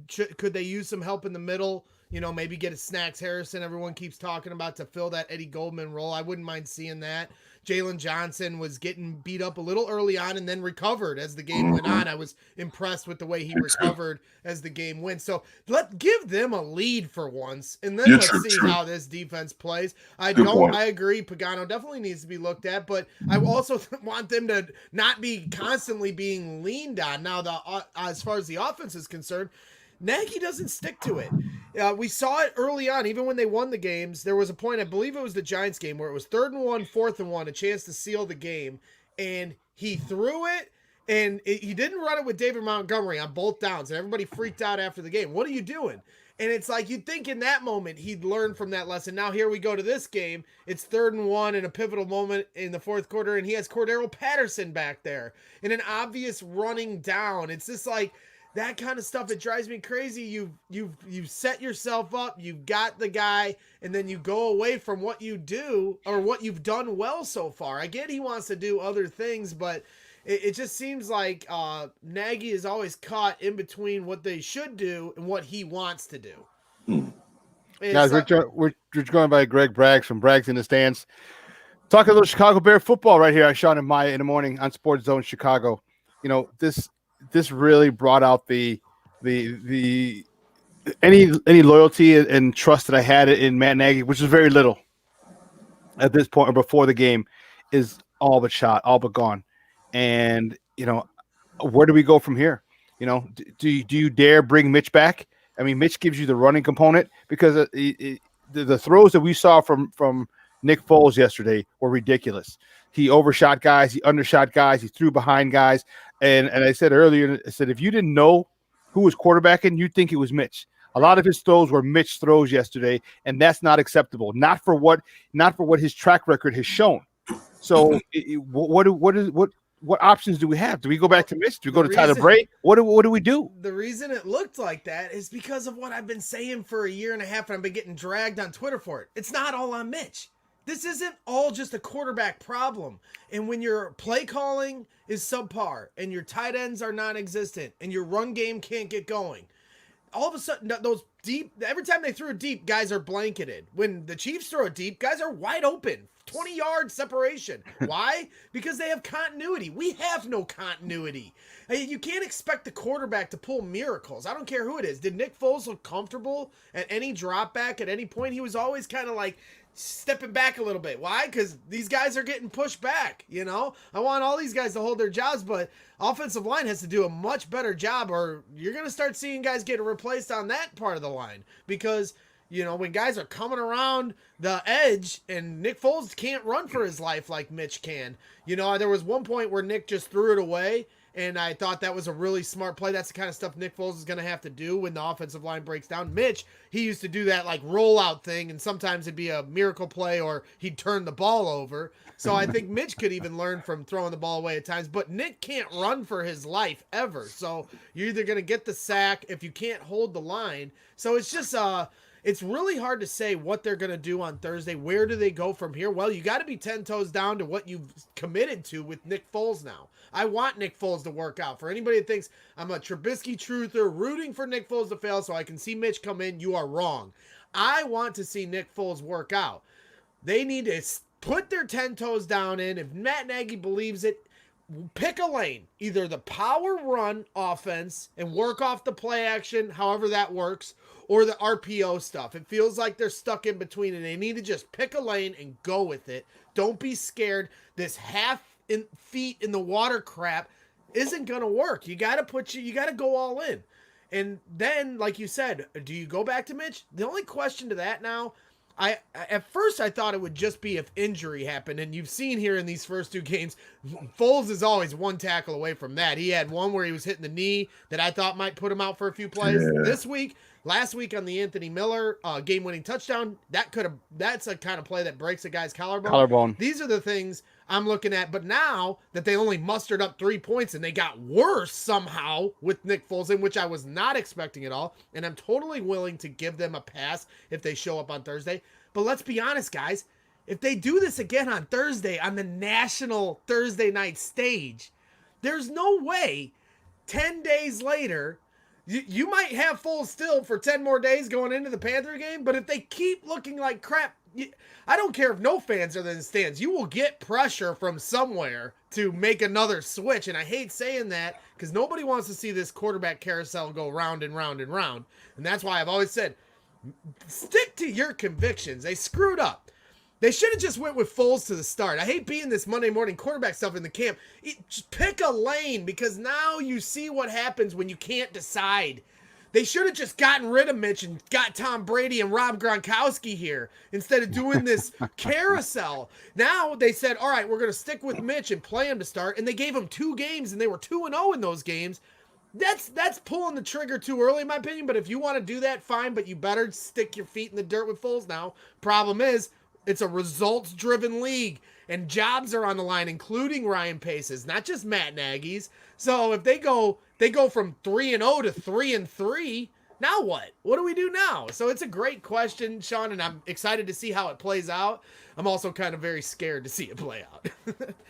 You know what? And it's funny. It kind of goes along with what you're saying, Greg, as far as stick to a lane. Because even when, like Shawn, you mentioned Nick Foles being off, but I can even say, one of my friends pointed this out yesterday, he used to play cornerback in college, that if you look at that play with Harris, the tight end, and how far back that Nick Foles threw it, that probably was an option route. And it goes to these guys he wasn't playing with this offense regularly. They don't know this guy like they know Mitch necessarily. So if you were going to go with Foles, again, you don't want to sit here and be a backseat driver. It would have been better to start the season going with Foles and these guys getting used to necessarily playing with Foles. I'll tell you one thing. If I see another end around, I'm not watching any more. I swear, I'm tired of it, man. I'm tired of the screen passes. Again, and I think another thing too that we haven't discussed, you are playing against someone that pretty much knows all Matt Nagy's tricks, all right, and is much more educated in the force than Matt Nagy is when you're looking at Frank Wright. So Matt Nagy wasn't going to come out with something that he hasn't necessarily seen from the school of Andy Reid necessarily. And again, it kind of goes to the point where this was a bad Matt Nagy game. It's just the truth of it. He keeps getting out coached by his buddies, Doug Peterson, Andy Reid, and now Frank Reich. It's a theme, and I hate saying that because I like Matt Nagy. I think he is a good coach. You get him the right pieces. You know, to me, like with Mitch, you don't fit. Like, what's frustrating is he can't run Matt Nagy's system because, in my opinion, look at the Steelers. They've only had like 3 coaches the last 40 years, and we've had a lot more than that. Well, just like the Patriots. Make a system, fit the players to your system. So I have no problem with Matt Nagy wanting a system. Here's the problem, though. His system isn't working. So is that because, like you said, Pace deserves some blame for that because he's not giving him the right players. Look at the quarterbacks he's deciding on. Mike Glennon, Mitch Trubisky, and now this Nick Foles, when you could have had Cam Newton or Tom Brady. That's what I'm saying. That's who they're judged on. Matt only can do what he has with the ingredients he has. So but at the same time, I see other coaches adapt and survive. So I expect the same from him. That's why they get paid the big bucks. But you know, another issue I have with this in this system, the thing that, listen, we saw Burton on the other side of the field yesterday, right? The thing that we've been told was this U tight end, this U tight end, this U tight end. You have a U tight end, and he's playing better than what people thought you were going to get out of him this season. Why aren't you using him, especially if that was supposed to be the key going up the seams to exploit these defenses? You got a nice receiver in Allen Robinson. Listen, too, the Anthony Miller thing, guys, it's about a wrap. I hate to be like that. I just don't see it happening now. And maybe I'm bailing too early. Mooney, I like Mooney, but again, I don't think you're using the tight ends. Now, Cole Kmet is a rookie. It's hard to adapt to playing tight end in the league in your rookie season. So I'll say that much, but you're definitely underutilizing Jimmy Graham in my opinion. It's tough. They've got, only one ball, and it seems like so many limited opportunities. I thought with Nick Foles coming in, the opportunities were going to increase for everyone, getting in the red zone, making plays. Wasn't going to feel like we were only going to have 1 or 2 chances to score each half, but here we are in this first game, and maybe they just ran into a perfect storm. I can do the excuse train. I'm Mr. Positivity. I did it for Mitch for 3 years, and they played Atlanta. Atlanta was a bad team who had DBs injured. And so I can see that was kind of a lightning in the bottle, and the Colts were able to game plan for a whole week. Frank Reich knows Matt Nagy's tendencies. They're a better defense. I can go all day on the excuse train. Maybe we see a different offense on Thursday, and I do think as Bears fans, we're going to get ahead of ourselves today. But Thursday is the big one now because it's on the national stage, and you've had the one game you get to lose, and I think most rational fans will say, okay, I'll give you another shot. But they do this 2 weeks in a row, and the whole house is going to be burned down on Football Friday. I can promise you that. Hey, Greg, I'm a little tired of making excuses for Matt Nagy myself. It seems like you, and I talked about it a little earlier, just seems like you've brought in so much for yourself. The coaches, you brought in your guy at quarterback. It just seems like you're masking your BS. Like you're putting people in front of you so you can hide your failures and your shortcomings. It doesn't seem to me that he doesn't want to give us a straight answer. What did he do in the post game? He just dismissed the loss like we're just going to forget about it. Forget about it. You were manhandled. You were manhandled. It was a close game, but it wasn't close by any stretch. You were manhandled. They slapped you in the face, played Chicago Bears football against you in Chicago. Like how you like? It's nice that you want to go ahead and you want to put on the fedora and imitate Coach House or do whatever goofy gimmicks or say whatever you want to say. But to me, it's just run of the mill BS, and you're not giving it to us straight. I don't blame you for feeling that way, and I feel like you saw more leadership and accountability from Nick Foles in the postgame presser than you did Matt Nagy. Matt Nagy is the excuse train guy, the roses and lollipops, and I think that kind of worn off to Mitch when you hear Mitch kind of repeat those sentiments in pressers, and it would get fans like you upset when you hear that stuff because you just want them to take accountability, and I thought Nick Foles did a good job of that yesterday. When the Anthony Miller, interception was clearly on Anthony, he came into the presser and said, that throw's on me. That throw was 4 inches off. I got to do better. And that's what they all should be saying when they step up to that podium. There should be zero hype about anything, anybody. I think some of us ran into some problems here in the last week, kind of hyping up how Foles would do. But you're 100% right when it comes to Nagy. But I still want to give him an opportunity here. I think one game to overreact is maybe going too far. What is his record as a head coach? He's done well here. They won a division championship the first year. He did jump the shark on the league and kind of, had the element of surprise. So now the league has caught up to him, and he's got to make those adjustments. I look at Andy Reid. Andy Reid wasn't a perfect coach in Philly. I got a good buddy that's a Philly fan, and I'm sure he wishes Andy Reid was his coach right now. But when they had Andy Reid, Philly fans did not appreciate him as much as they probably do now. So you got to be patient a little bit. You can be much more patient with the coach than you can a quarterback. So it's tough. Matt's got a lot to learn as a head coach. He's got to be tougher. I mean, he said at the beginning of this year, this was the first time he's doing the good, the bad, the ugly tape review on Tuesdays to hold his team accountable. What? You got to be doing that the first year out the gate. Right. What are we doing here? So he's definitely too much of a player's coach. Lovey was good at being both the player's coach, but someone you didn't screw with. You didn't want to upset Lovey. He had that look, and I think Nagy's got to develop that. And like I said, I think that starts with starting to hold some of these players accountable beyond the quarterback. He got that right. Really being hard on the quarterback. You know, it needed to be harder, and I think we saw a little bit of that. But now it's the rest of the team too, because you're still seeing the same mistakes, regardless of who the quarterback is. You're still seeing those same mistakes occur. You know, it's tough. It's not an easy job for him. He wants to run an offense. There's so many things that go wrong. You know, I can blame the offensive line at times on certain plays. I can blame the play calling. I can blame the drop pass by Anthony Miller. It turns into like a Murphy's Law with the Bears, especially last year. Everybody takes a turn doing something wrong. And so that definitely falls on the head coach. I like the rah-rah stuff. I know people get upset with that stuff. The rah-rah stuff, club dub, I think that stuff works, but it doesn't work when you lose. You saw how fast Joe Madden was run out of town as soon as the gimmicks worn dry. So you got to change it up. You got to keep it fresh. I wish they would have moved off club dub and things like that, but they like it. It's their locker room. They do what they want. But I see some of that frustration with fans too, with the fedora and running the T formation to start your year. Just win football games and stop trying to, appease the social media crowd.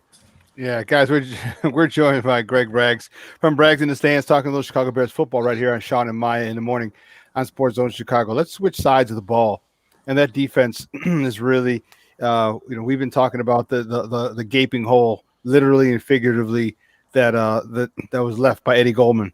When their ability, every team's ability to run the ball against the Bears this year has been is greatly enhanced with Eddie Goldman gone. What do they need to do there? Because they're really starting to expose the linebackers. And I don't know, do you know any situation with Roquan Smith? I mean, not Roquan Smith, with Trevathan, because the level of play that he's playing at now, the fall off from last year is so great that it doesn't happen like that for 1 year, from 1 year to the next. You know, if there's anything behind the scenes, is he hurt? Did he have a COVID or something? Because the way he played last year to this year, it's two completely different people. And like I said, you don't fall off that bad without an injury or something else going on.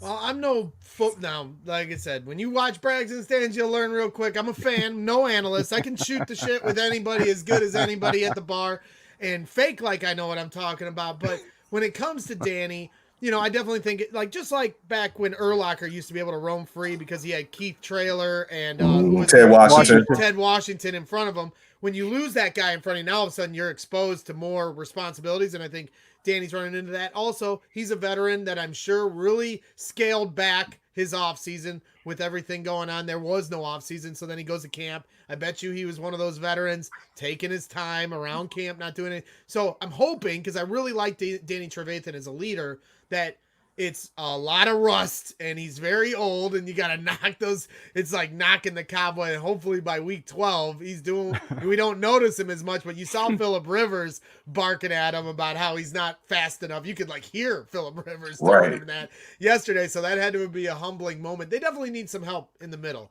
Bilal Nichols has made a few plays. They're trying to do everything they can. Akeem Hicks is a freaking monster, but it would be nice. They added to the running back room. And it's clear they need some help there on the defensive line, just for depth's sake. You've got John Jenkins is out with injury too now, and I thought he was somebody that could help. So you don't have that. You don't have Eddie Goldman. They need to bring another body in there at the very least. So that's where I'm at with that. And then with Danny, he's going to have to at some point step up, because I'm sure it shows up on the tape that he's getting exposed out there. And I know Josh Woods and Joel Ibuniwe have been waiting their turn. They're young. I wouldn't say that they're like this look out for these guys kind of dudes, but they're hungry. They've never had their opportunity. And I'm sure if they were given one, you might see them make a few plays, but that's a very big unknown with those two. Look, let me ask you, sticking with the defense real quick. I want to ask about Roquan Smith. And necessarily is he playing up to snuff, but got the best game yesterday and he's having probably the best season. Cal Fuller had a monster game yesterday. All right. And one thing like that run by Hines, if he didn't clip his heels, he was taking that bad boy to the house. But looking at Roquan, because I'm starting to get to the point where, and I know this is buyer's remorse, but looking at where he was drafted at, and when you spin that pick on an interior linebacker, he has to damn near borderline be a Hall of Famer in my question. And I'm not necessarily seeing that from that cat right now. He's playing 100%. But I don't say him playing off the charts and taking it to another level. And I know, as you mentioned, he doesn't have Ted Washington in front of him. Yeah, it's tough, because he obviously has all the talent. And you see the flashes at times. He'll make a play. He'll get to the sideline. He'll get to the quarterback. Or, he almost had an interception? Or it was an interception where his foot was just out of bounds. It's a game of inches. Or else that's a big-time momentum-shifting play. I don't know. I would be patient more with Roquan. He had an interesting offseason. Following his social media is interesting. I don't know where, and then everything that happened last year that was so unknown. I don't know what's going on with him. That's my issue right there. You heard the rumors that the Bears were trying to trade up to get Quentin Nelson in that draft, and then they ended up with Roquan. I don't mind Roquan. I think he's definitely good enough. He's fast. He can make plays. So I'm not, he needs to play better, but again, this defense, it's when the offense is playing as bad as they do, then all of a sudden everybody's eyes start going everywhere else. And then the defense starts giving up some runs. They're holding on for dear life. Every time it's a 3 and out every drive. Here comes the offense trotting back off the field. God damn it. Then they get on and now they're holding on for dear life. And it's like, you didn't do this, Jalen Johnson. You didn't do this, Roquan. It's like, they're like, guys, we're holding them to field goals. The one touchdown they got, it's like the Atlanta game. It was lucky in the beginning of the game. It's like, come on, give them a lead. I've been begging for this even last year, because they haven't looked the same since 2018. But 2018 they had leads. Give this defense a lead. Let Khalil Mack and Robert Quinn pin their ears back. Let those ball-hawking DBs get after it. That's how this is a successful recipe, and that's how Matt Nagy. How do they get off the bus playing winning football? Lovie Smith used to get off the bus running the ball. He would say it every week. I want Matt Nagy. He's got all these little mottos and everything else. Find me one that says what you do when you get off the bus, because we have not seen it yet. Guys, he's Greg Braggs Jr. Hey, great stuff, buddy. I appreciate it. Do me a favor. Let everyone know where they can find you and your work online. Well, again, I appreciate you guys letting me come on. A lot of fun. I was off today waiting on material for the next house. I'm a bricklayer, not just a know-it-all sports fan. But, yes, you can find me on Braggs in the Stands, at Braggs and Stands on Twitter, and we're also on YouTube. So please go ahead and subscribe. And we do a lot of fun stuff. We do a weekly Friday night show where we have fun guests. We've had Tom Waddle, JJ Stankovitz, and we're going to bring Shawn on, Kenneth on one day. We do post-game shows after the Bears are done. But, I'm more of a fan that goes to the games, and right now we are restricted from that. I'm very frustrated seeing some fans at other games being able to go, and I'm not able to go to any of the games that I want to. But obviously I want to be patient and safe when it comes to this COVID stuff. But one day, Braggs in the Stands will actually be in the stands, and you'll get to see some really cool coverage as far as what I like to do when I go to games. That's what it's all about. So we're just having fun talking sports, waiting for this whole COVID nightmare to go away. So I appreciate you guys letting me come on and talk some Bears and vent out my frustration. Big Thursday night game coming up for Matt Nagy and the Chicago Bears. Huge. It's huge. Huge. You guys have a great morning. Have a good one, man. Yeah, I'll be tuning in. Bear down. Thanks. Bear down, baby. Thanks, Greg. Yes, sir. Guys, that's Greg Braggs from Braggs in the Stands. Talk a little Bears football with us on the other side of the break, because we're going to a break right now. Kenneth and I are going to get a chance to have our little bitch session about this Bears team. Let me tell you, woo, Charlie, we got a lot of bitches to do. So don't go anywhere, folks. And then, you know what? I want more of your comments. We need more of your comments. Get us some comments. I can put them up on the screen, and we can incorporate those comments into the show. So don't go anywhere, folks. Keep it locked right here. Shawn and Maya in the morning on SportsZone Chicago.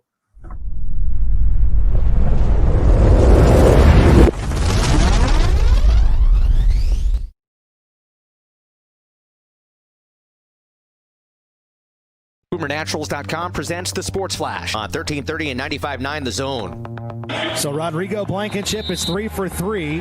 This is going to be a 30-yard attempt. He's already made from 30. to give the Colts a 19-3 advantage. Here's the snap, ball down, and it's up, and it is good. So Rodrigo Blankenship matches a new career high in field goals made in a game with 4. Colts radio with the call, a 19-11 victory over Chicago. Rodrigo Blankenship with the 30-yard field goal.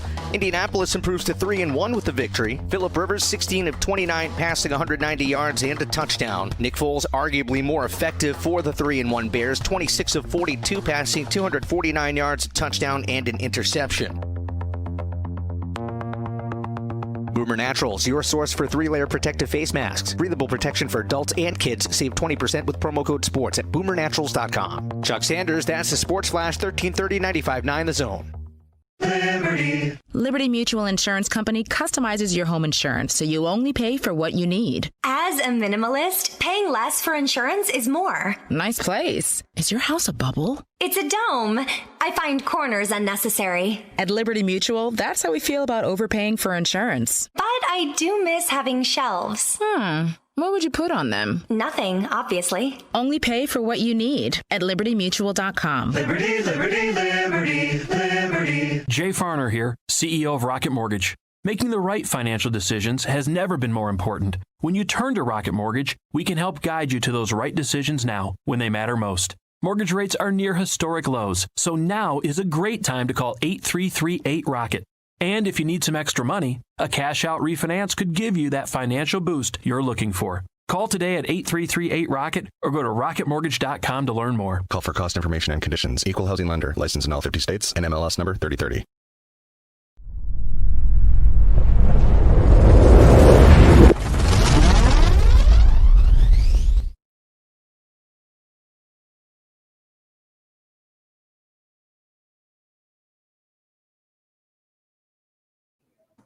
Welcome back to Shawn and Maya in the morning on SportsZone Chicago on this House Music Monday edition.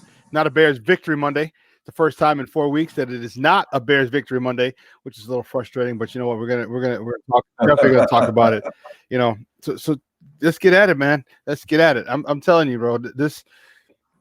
Some of the throws that Nick. You're looking right. You're looking right now. Let me beat that. You're looking right now. All right. Go ahead. Some of the throws yesterday that Nick Foles had were bothersome. Yeah, because they were just like those were Mitch throws, and as much as I want to blame Nagy, and he definitely deserves his share of the blame. Don't get me wrong, but it comes down to the players. And you know Nagy's not the one throwing the ball behind the receiver. Nagy's not throwing the ball over the receiver. You know what I mean? Nagy's not audibling into bad calls or keeping.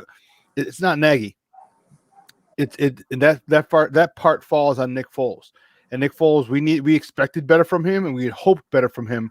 And yesterday, it was just horrible to see his level of play yesterday.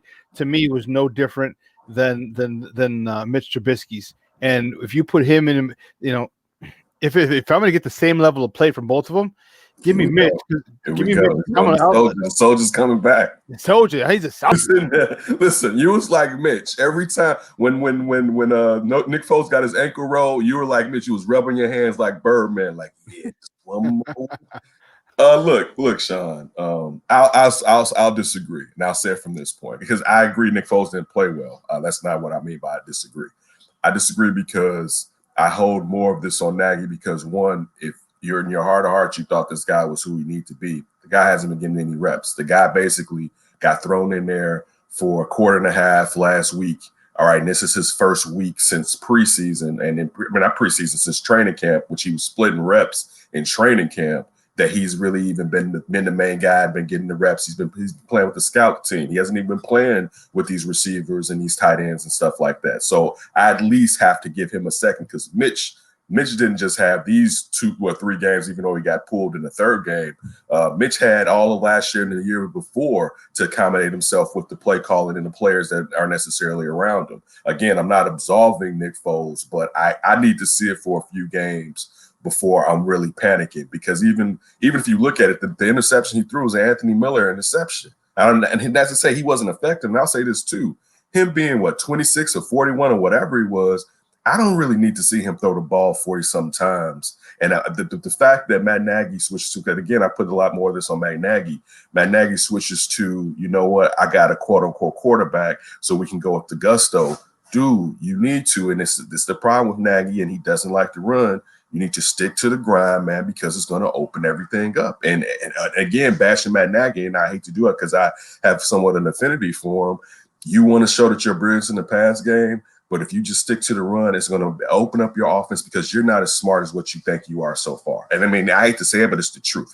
He's not the guy, especially when it comes to guys that know his philosophy and his system because they come from the same coaching tree. You're not out coaching them. You need to go to fundamentals to beat these guys because that's basically, in a way, what they did to you yesterday. Philip Rivers didn't have some crazy game when it come to passing the ball. It's the script. They punched you in your mouth and they ran the ball down the field, and they took advantage of situational passes to get to where they needed to get. Even if they didn't score touchdowns, they scored field goals. It's just simple stuff, and Matt Nagy just won't stick to the damn script. 16 of 29 for 190 yards for Philip Rivers yesterday. You know, those are Hall of Fame numbers. But you know what they did? They ran the ball. Right. You ran the ball, and you talk about frustrating. You know, you run the ball 38 times. Phil Rivers doesn't need to do any more than he did. You run the ball 38 times. Okay, that number should be reversed. The Bears should have run the ball 38 times in 16 to Indianapolis. Okay, you talked about getting away from the run. That's where again, and I know again, I'm not taking anything away from that Indy defense. They're the number one defense in many categories. Okay, maybe overall they're the number one defense right now, but that should not scare you. That should excite you. That should be a challenge that you are eager. Okay, with running the ball 30 times and being productive, getting like a 135, a $130, a buck something the first couple of weeks, you're like, we're getting a $150. All right, let's get a $150 on the ground, and let's go from if we go 30 times and a $150 on the ground between the running backs or the 2 or 3 because Ryan Nall played yesterday. Between those 3, then we'll have a shot because that's going to open up so much. But he got away from the run game again. And now that and you talked about he got his guy, his quarterback, now he's going to revert back to that. When you know what, if it ain't broke, don't fix it. Dance with who brung you and who got you to 3-0 was the run game, being consistent, allowing Mitch to come back. But now that he's got his guy, Mitch, he's that dude to me. He's just that stubbornness. Like the only reason he ran was to hide Mitch. Now that he's not. And don't worry about the success. I don't give a damn if we're running or winning with the success. Once I get my guy, I'm going to abandon it. He can't do that. He needs to really stick with the run, even if you're getting stuffed, even if you're not as productive in the first half. Because you're only down 13. That's what I was about to say. I was going to say that point to you. This wasn't. If you look at the passing, and yes, Armando, you're right. Anthony Miller looked suspect. He has looked suspect. But if you just look at the game with the passing with 40-something passes, it makes you think that they were down by about 15 to 20 points. Like they had no option to run the ball. This was still a close game. Take some of that off. Look at what they did for Philip Rivers. Take some of that pressure off of Nick Foles and sit there and run the rock and pound that defense. You know another way, if this defense, and I know we're not saying they're world beaters, but you know another way to tire them down, run the damn ball at them. You know, and I know me and you get on here, it sounds like a damn broken record, you know what I'm saying, from before the season even started. But it made no sense for a guy who still knew, regardless if he kind of knows the verbiage, quote unquote, or he's not even the verbiage, probably he just knows the system. He's probably still adapting to the verbiage necessarily. You know what I'm saying, when it comes to Matt Nagy and Nick Foles, you didn't help him. And again, I'm still not seeing some of the other stuff that we're supposed to be seeing in this super advanced West Coast offense. This isn't Steve Walsh's West Coast offense. I mean, Bill Walsh's West Coast offense. This is supposed to be the Andy Reid where Andy has adapted it and it's grown. I'm not seeing it from this cat, man. And it's frustrating. One thing that Greg brought on when he talked about his friend being in Philadelphia, how they would love to have Andy Reid back. Now, I've said this on before. Remember when they just had Brian Westbrook and people used to be like, dude, if y'all don't run the damn ball back there, and it used to put everything on Donovan McNabb, and you try to win through short pass, and it was like, dude, just punch him in the damn mouth. And they stopped doing that basically after they had Deuce Staley. there. You know what I'm saying? And listen, he reminds me of young Andy Reid, but he still leaps and bounds away from where Andy Reid was as a young Philadelphia head coach. And again, I'm looking this squarely on Matt Nagy, and just like Ivan said, as far as throwing people in front of him, now there's more excuses to be like, well, who is it? You got these new coordinators. No, dude, it's you. All right. Yes, some of it is good on Mitch, but this still falls on you because you have told us that you have somebody in here that's supposed to be able to run what you want, to bring what you want into fruition. And I'm talking about Nick Foles, the quarterback. You know, Kenneth, it's like, and I posted this picture, and it's true. He's Axel Foley right now. Like how many times are we gonna fall for this? It doesn't make sense to me like that we continue to give this guy opportunities, but Matt Nagy he seemed like you said, there's our similarities to Andy Reid, definitely. Like lack of running the ball. He had Deuce, but then you said lack of running the ball when he had Brian Westbrook, and Brian Westbrook is a great running back. Mm-hmm. It's just his shortcomings. Like Shawn says this a lot. The sum is the sum outweighs the sum is greater than the parts. Yeah, there you go. And it's not. That's not it. He's just not consistent enough for me. You went away from the run a little bit. First of all, your offensive linemen, your two tackles are getting blown back 3 to 4 yards deep. You can't get to the edge. You can't get Montgomery into space. You can't seem to get any penetration through the middle of the line, and you can't run to the outside. And then it became one-dimensional. It's Nagy ball. Nagy ball doesn't work. Somebody else needs to take over the play calling because it's a joke. He continues to do this. Like I said, how many times? How many times? And the other one I posted, who are you, dude? Who are you? Like, seriously, who the hell is this team? This team is you know what their identity is? Coming back on shitty teams and losing and getting. And honestly, I know the score says it's close, but like I said before, it wasn't close. The game was out of reach in the middle of the third quarter at what was it 16 to 3? Mm-hmm. That's when it was out of reach. That's unbelievable, unacceptable. 3 points. You got your guy. You got everything you want. How are you only mustering up 3 points? And you said it too, Kenneth. Going horizontal to the line. What the hell are you doing?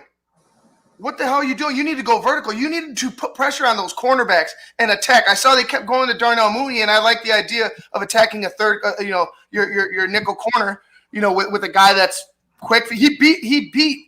Who's Xavier Rhodes bad on one of them passes downfield. I think they were in their own end of the field, close to their own end zone, and Darnell caught a pass on like third down, deep down on the left side, and he beat it, and that's good enough.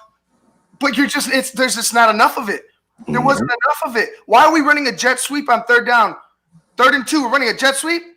You're running a wide receiver screen again that never works. It's so frustrating to me, and it seems like he doesn't know who he is as a coach. Right. I agree with you. With him, he's stubborn. He never liked the run. As I said, he only did it to hide Mitch. And you know what? He's not. I don't know how much I'm wondering if he's bringing guys in as yes men. Which because if that's the case, then it's going to hell in a handbasket. Because you need guys who can challenge you. You need guys to say, Coach, we need to run the God blessed ball. All right, you got away from it. We need to run the ball. Look what you did when you ran 30 times a game.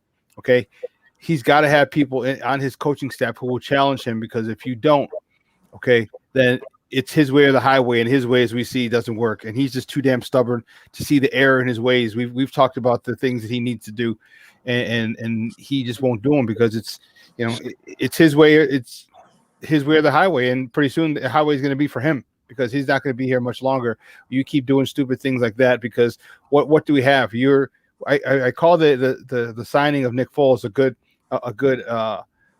one to hedge his bets. I'm talking for Ryan Pace, but now that he hasn't performed, and again it's only one game. I'm not ready to jump off a bridge yet, okay, by any stretch, but if this play continues, what do we do? So they're not going to do anything, Shawn. Like, well, one, they're going to wait to get fired because that's all they can do. Just like when, about a month ago, maybe it was 3 weeks ago, when JJ Stankovic was on here, and I was saying, dude, those guys got 2 more years. Like, I'm just being honest with you. They would have to implode from this point damn near to the rest of the season If they finish 8-8 again, guess what? They're going to be back. If they finish above that, let's just say they're sitting there 9-7. And I'm not saying that any of us approve of that. I'm just telling you that usually we know how things are run at Hallis Hall outside of the Emory Trestman regime, which was just so terrible. They had to get rid of them from having 4 straight games of 40 ran up on them or something like that. It was 2 of 50. I know, I know, but we're stuck. And I mean, and listen, it's funny because I was sitting there with a former producer, Tony Gill was there, and he brought up what's his name, the general manager for the Colts, and the dude that interviewed for the Bears job that used to sit there and work with the Bears, so he knew their warts. And they didn't bring him in. They brought in Ryan Pace. And that was a guy from when he was in Kansas City that I really wanted the Bears to sit there and have as their head football man, because you kind of knew that he wasn't fresh to the job like the 2 guys that we have learning the job. And I don't want to beat a dead horse or whatever. But one thing that also Ivan mentioned, and I'm getting back to the GM, dude, that was the first competent team they played all season, right? I mean, just think about that. The first competent team, and basically you couldn't surmise more than 13. I mean, no, they just had 3, but you couldn't get over 13 points. And that was the first time you got smacked in your face. So what are we supposed to expect this Thursday coming up against Tampa Bay? And Tom Brady has woken the hell up. It'd be different if this was, especially I don't know if y'all watched that Tampa game and he threw that pick 6 at the beginning of the game. Mm-hmm. Oh, yeah, boy, I hope he's off coming up on Thursday like this, right? And then he goes to say, what did you revive? Right. And I did it just to sit there and be abreast of the league. I'm in one fantasy league this year, and I got Mike Evans on my team. And Mike Evans goes out with an ankle early in the game, but still comes. And you listen, their guys out. Godwin's out. You look at the fact that Fournette is out, and dude, they out there hammering cats. Listen, I'm gonna tell you this. I'm not even. It'd be unfair for me to say I'm not judging this team by what takes place Thursday, but I know from what just happened this Sunday that they're gonna get their asses handed to them this Thursday. You know what I'm saying? And the crazy part is, I bet you they think they can get fat on Carolina. I don't know who didn't see it in that Carolina game because Teddy Bridgewater. He wasn't having it. Teddy Bridgewater was running like he never blew his knee out with nobody around him yesterday. And we would build him. Yeah. Stronger, faster.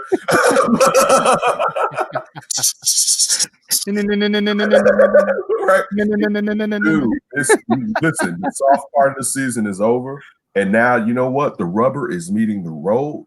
I will say this. I'm not absolving anybody or saying nobody deserves to get fired by the end of the season by necessarily what takes place. I'm just telling you what I think they're going to end up necessarily doing. You know what I'm saying?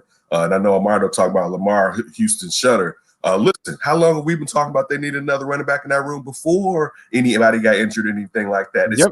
And I know from the Dolphins to Houston, Lamar Miller's never been the guy that he was necessarily supposed to do, but he was a guy that was in the mode of being able to catch the ball out the backfield and the competent running back. And it's just, dude, listen, even going with the Cordero Patterson thing, you're misusing Cordero Patterson. And I'll put this on Matt Nagy. I thought last year, and not this, when they brought Cordero Patterson in, I'm like, oh yeah, man. He saw Belichick did. Belichick didn't even use him all the way. And we saw Belichick start using him in the running game.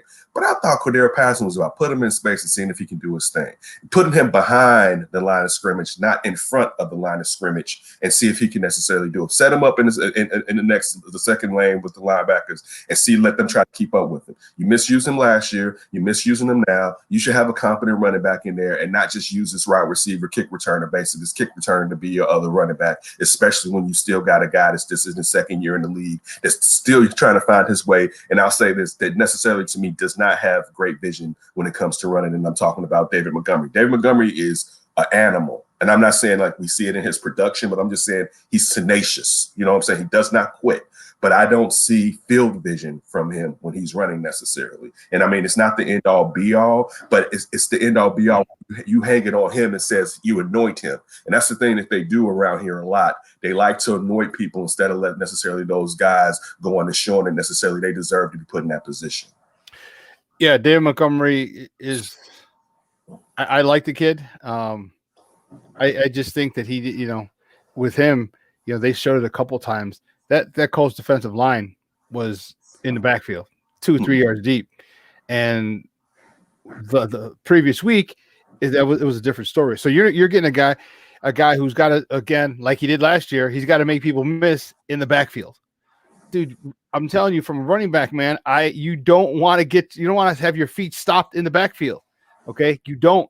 And they did a phenomenal job of moving the line of scrimmage a yard and a half deep in the backfield. So we'll see how Montgomery plays, see how they do this week, or I should say in 3 days.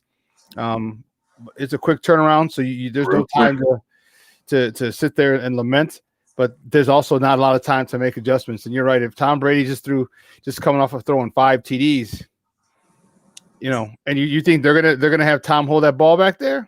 No, that's not happening because they don't want to they don't want any meetings of Robert Quinn and Khalil Mack back at the quarterback. So the ball's coming out quick, and they're gonna do everything they can to get him to get him. You think they can get pressure? You think they can get pressure on him? I'm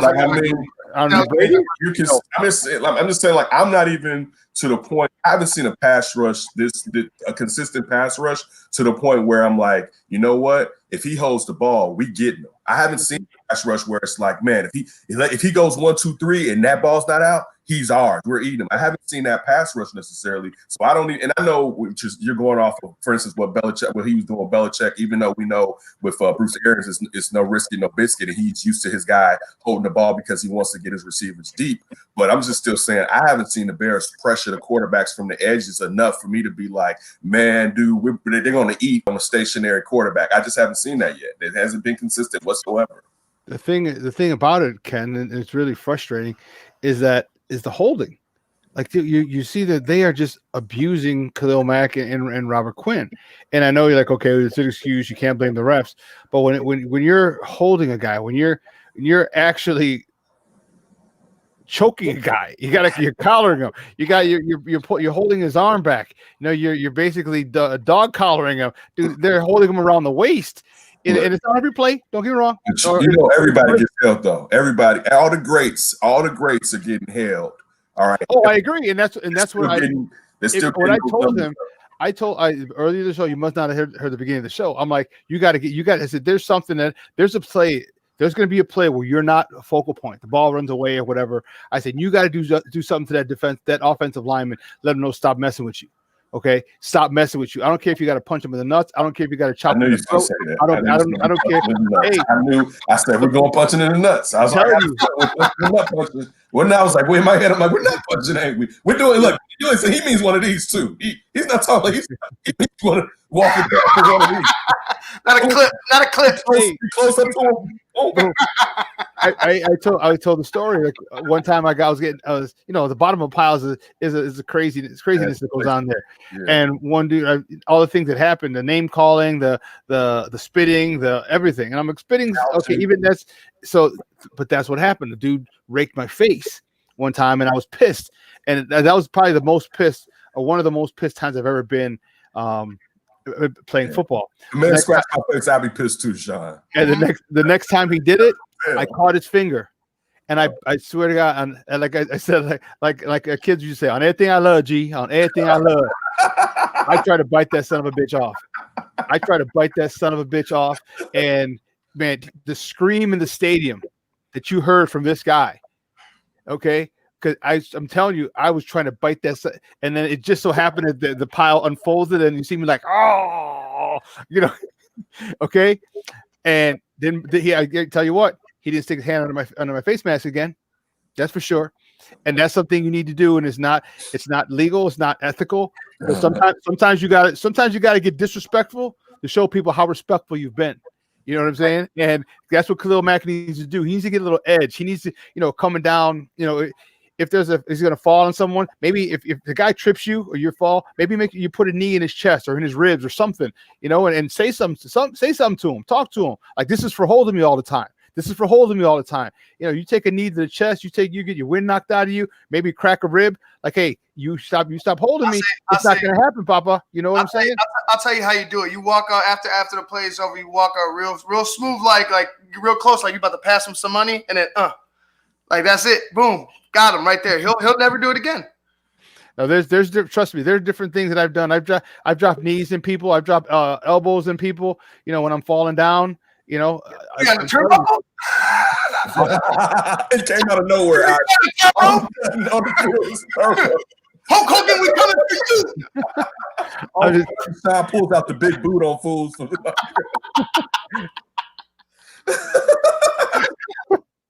I'm telling you, it was those. There's things that you have to do in at the bottom of a pile. There's things you have to do to people when they're holding you and they're doing certain things, and some of it's not nice, But he needs to gain. He needs to. No one fears Khalil Mack. They fear his talent. They don't fear him. People feared Lawrence Taylor. They feared Reggie White. The Coke. Huh? That's also because of the Coke. I'm gonna fear him too. I hear you. He's a freaking nature before the bump. Imagine what he is after the bump. Right? How do you think Michael Irvin became a Hall of Famer? Right. You guys are out of control. Hey, Kenneth, great stuff with us, buddy, man. We appreciate you, bro. We gotta go to break, and we're gonna talk a little Cubs baseball on the other side of that break. But let everyone know where they can find you and your work online.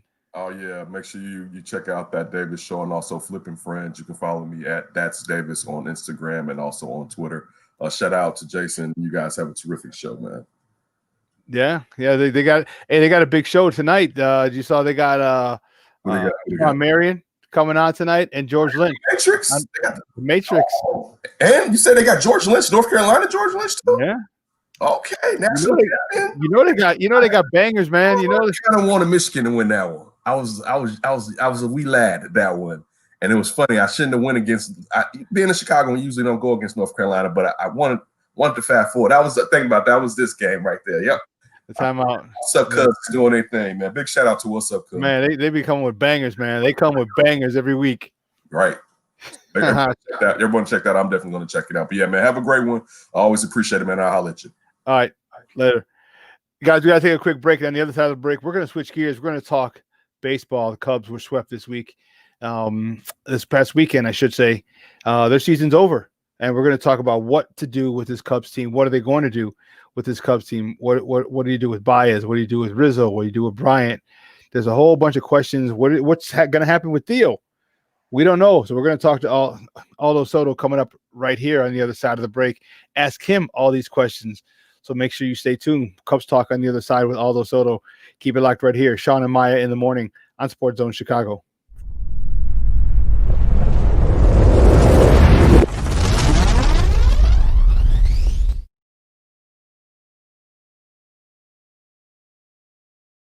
BoomerNaturals.com presents the Sports Flash on 1330 and 95.9 The Zone. So Rodrigo Blankenship is 3 for 3. This is going to be a 30-yard attempt. He's already made from 30 to give the Colts a 19-3 advantage. Here's the snap, ball down, and it's up, and it is good.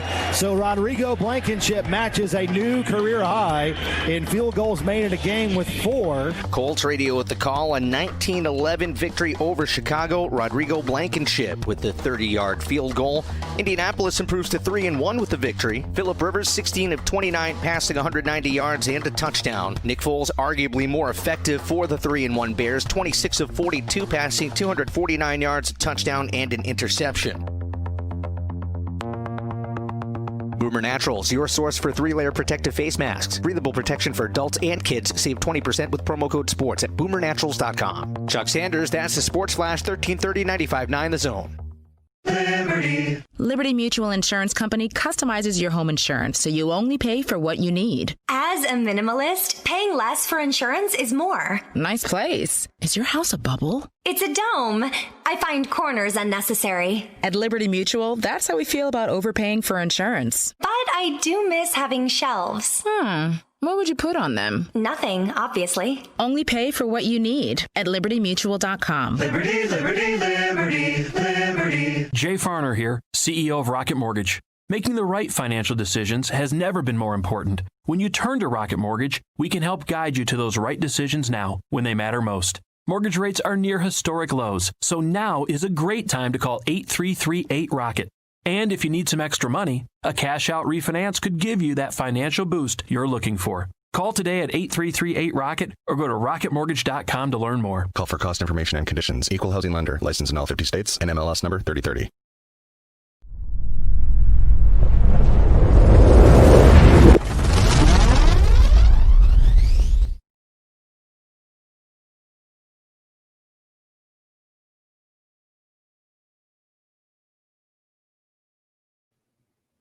Welcome back to Shawn and Maya in the morning on SportsZone Chicago on this House Music Monday, baby. You see me wearing my House Head T-shirt. Man, I would usually be wearing a Bears shirt during football season, but I'm kind of annoyed with my Bears today and the lackluster performance that they had yesterday. And I'm like, you know what? No, I need to get back to something that makes me smile, and that's house music. So I got my House Head shirt on today. Talk about dealing with house music and our House Music Monday. Every Monday right here, Shawn and Maya in the morning, whether it's Bears Victory Monday or not. But we're going to switch gears. We're going to talk a little baseball. We're going to go and talk about the Cubs, the Northsiders. And, wow, they had a rough opening round. They get swept out of the playoffs. They get their game was delayed due to quote-unquote rain. And I was like, that's a money ploy. That was basically it was all dealing with money. That's why they got delayed. So they postponed their exit of the season for actually one day, and very uncharacteristic, or maybe it is characteristic. So we're going to bring on our next guest, and we got a lot of questions to ask him about this Cubs team, this Cubs season, and moving forward. So you can find him. He covers the Cubs for Sports Mockery. You can find him on Twitter at Aldo Soto 21. Guys, let's bring back to Shawn and Maya Aldo Soto. Aldo, what's up, Papa? How are you? Hey, man. Thanks for having me back on. Hey, no problem, man. No problem at all. So very disappointing loss for the Cubs, obviously getting swept in those two games. And then the little funky thing where the game got delayed because of rain, and there was really no rain. It rained for like 5 to 7 minutes, and it stopped. That was a little more that was financially driven. They, because of most of the first round or the wild card matches have been sweeps. So there would have been, if they would have lost on Friday or Thursday, I should say, a Friday, then there'd be was it Thursday if they lost? Yeah, because it was Tuesday, then Wednesday, Thursday. They lost Friday, but if they would have won Friday, they would have been the only game Saturday. But that's why, because they were scheduled to play on Thursday. Yeah. And if they had lost on Thursday, then there would have been no baseball on Friday, Saturday, or Sunday. And Major League Baseball didn't want to do that. Major League Baseball wanted at least the Cubs to have a Friday game. Hopefully they can make it make it to a third game, so it could have Saturday games, so there could be a Major League Baseball presence in the sporting world, and they just didn't happen. But let's talk about this team now. There's a lot of questions, man. There's a whole bunch of questions, and we're starting at the top. Reports from Super Cub fan himself, David Kaplan, said that he has sources saying that Theo is going to talk to Ricketts about his exit. He's under contract through 2021, so at the end of the 21 season he'll be a free agent, but they're not sure if he's going to talk about exiting early. Is it a good time for him to exit because of the way the season ended, or is he going to stay and maybe groom Jed Hoyer for that position? What do you think is going to happen in that situation with Theo leaving either this year or next year? So I know a lot was made of that, and I don't know who Cap sources are, but they're going to have a meeting. I think he's going to finish out the year, though. This is going to be – so it's the end of his second 5-year contract. And, he mentioned it when he left Boston to come to the Cubs. And even when he mentioned it as, recently as his last time when he got the new 5-year deal right before they won the World Series in 2016. I put up a quote the other day where he referenced what he said when he left Boston. He's like, because he referenced Bill Walsh from the 49ers, and he said, after, it's 10 years is a good time for whatever executive you are, coaches, to leave an organization. At that point you get a little stale, or whatever it is, you want change. It's time for change after 10 years. So after 2021, it's going to be 10 years. I don't think he's just going to leave, or I don't think he's going to be like, you know what, I'm done, I'm out. I think he'll finish out the contract, and then he'll go on. I don't know what else. I don't know what else he wants to do. He can probably do whatever he wants at this point. He's pretty much accomplished everything you can at the MLB level. But yeah, man, like you said, lots of unanswered, lots of question marks going forward. But I think that one's pretty much. It's a shock because, hey, this is the most successful period the Cubs fans have seen for this lifetime at least, and and he's the architect. But we all kind of knew that after this last contract, he was most likely going to be gone. And obviously, how the things have gone, it's not like things have been getting better. So maybe it is time for that change. Yeah, I do recall him saying that the 10 years was a good amount of time, but so now this Cubs team, they were fortunate they won one in this window with this core. He would have liked two, like he had with Boston. Actually, it was a third one, but he was gone at that particular point. But all the pieces that were there, the majority of the pieces were organized by him. Yeah. Is that a disappointment to the Cubs organization that with this crew that there's literally that there is only one World Series title?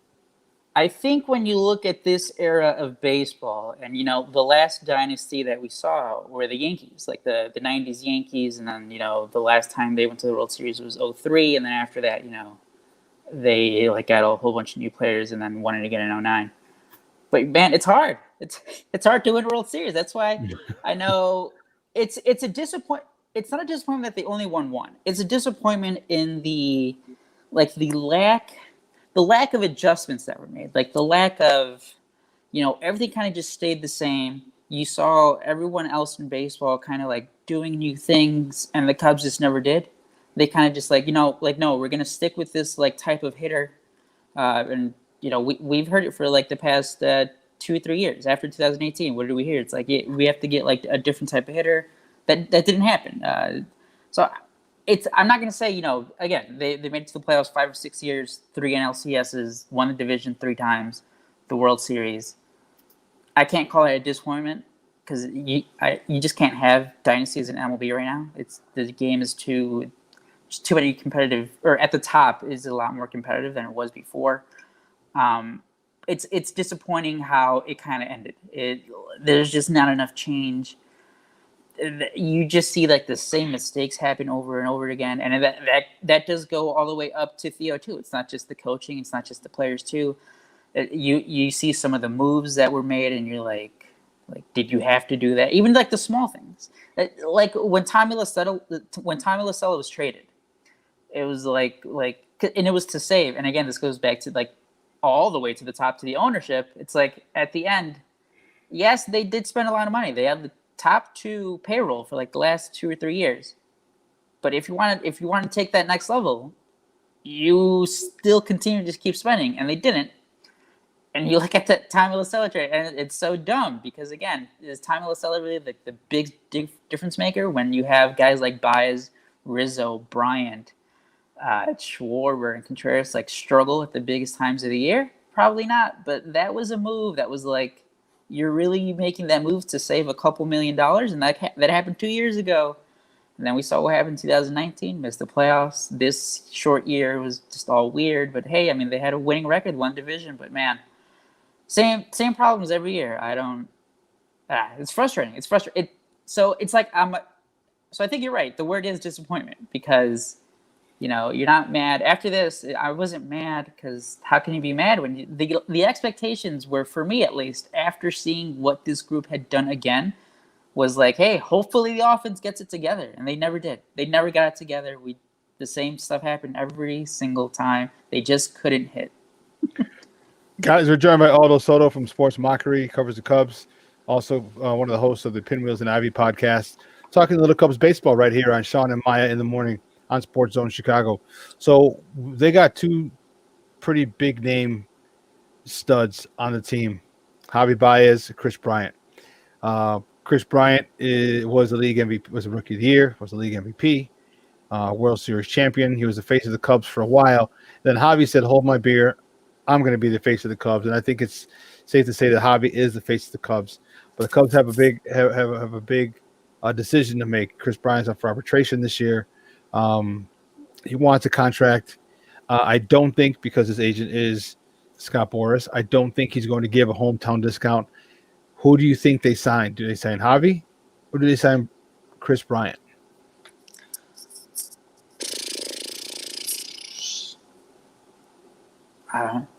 It depends how much time.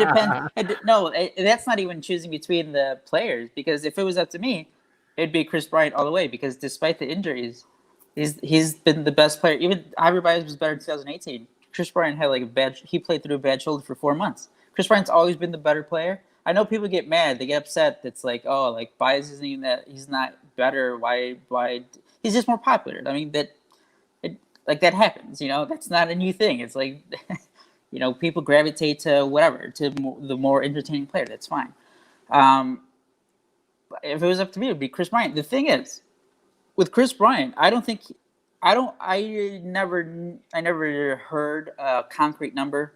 I know a couple years ago, David Kaplan was throwing out the over $200 million, but no other Cubs reporters ever said oh yeah, no, that's definitely the number or whatever. But man, with COVID this year and the owners already crying poor, and now they're gonna have this excuse. I don't know what the deals are gonna look like. I think right now it is more reasonable to think that they can lock up Chris Bryant to not as that big of a deal that we all thought he could get. And then Javier Baez, again, he had a down year. He struggled at the end of 2019 too.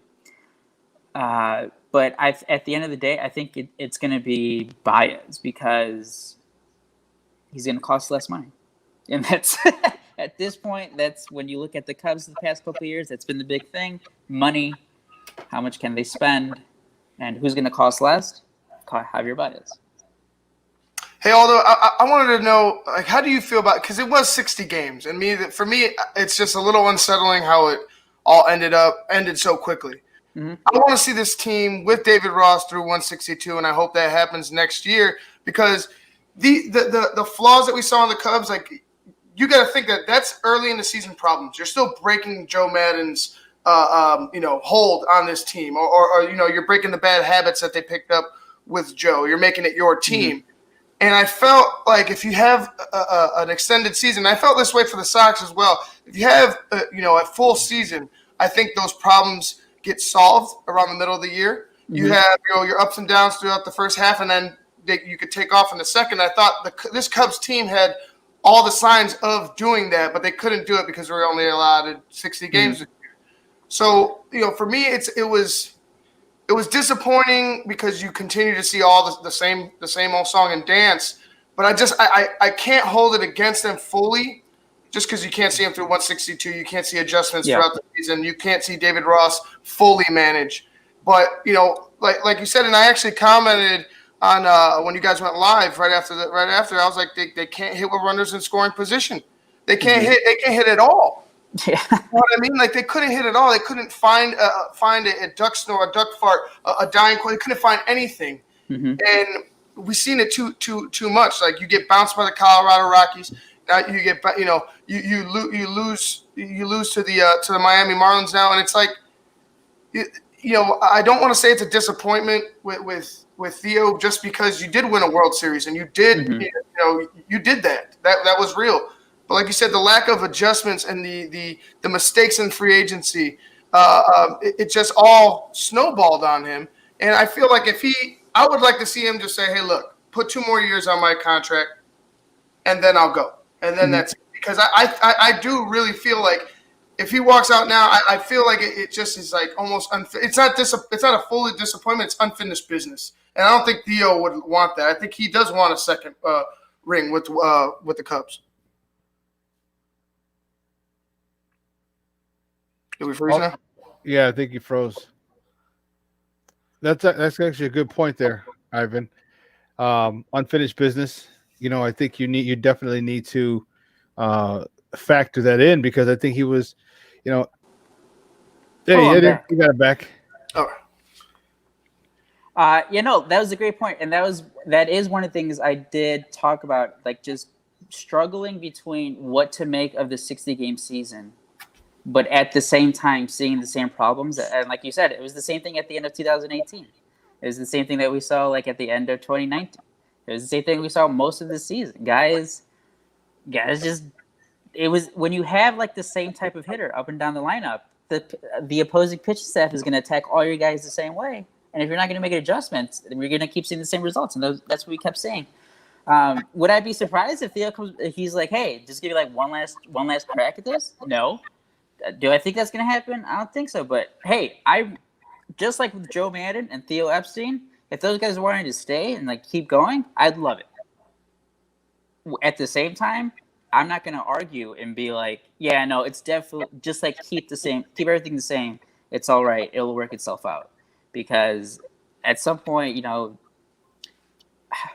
at some point things do have to change. Because like as you said, like there's been like more than just one or two, like a handful of mistakes. It's like, man, things keep happening. You know, the coaching staff changes. Like who was that decision? Everyone wants to talk about the offense. Like they've gone through like what 3-4 different hitting coaches in the past 5 years. But man, yeah, it's frustrating because it didn't matter what you know, in 2018 everybody was blaming Chili Davis. 2019 it was like, you know, some of the injuries. Now this year the 60-game season. But yeah, no, it's rough, man, because like in 2019, one of the examples I always use for this season, and like, you know, Javier Baez he finished the year worst hitter in baseball, like out of like the everyday starters. In 2019, Kyle Schwarber was awful for like 2.5 months, and then he just went off from July through like the end of the year. He had like close to 1,000 OPS like the last like 3.5 months. And this year we couldn't see that because it was only 60 games, and that was it. That's all you had. So like, who knows if Javier Baez would have turned it on eventually, or like who knows if Chris Bryant after the injuries, if he would have been all right. Or Rizzo, he even struggled during the year. Contreras like finally got it going in September. He was the team's best hitter. But yeah, man. You take away, it's like you take away 6 months and then you throw these guys in and then you're expecting them to be playoff ready. It's like, wait a minute. It's like we don't even know. Like we haven't even fixed the flaws from spring training. Yeah. You know what I mean? And like one more thing before I'll pop off. I just want to express my and I know, and granted, the Cubs got swept, they lost. It is what it is. But I just felt like if you're gonna have a wild card round and you're gonna extend this, you might as well make it 5 games. I just thought you might as well have made it 5 games. You give everybody the same, like, because anything can happen within 3 games. All you need to do is win 2. You know what I'm saying? Two games really, to me, doesn't prove anything. Things could go wrong. We saw in the first loss to Miami, those were win-aided home runs. I'm sorry.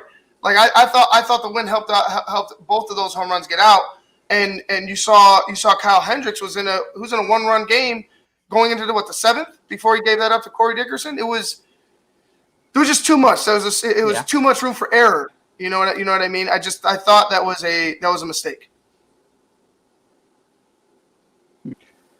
Well, so although check this out, answer this.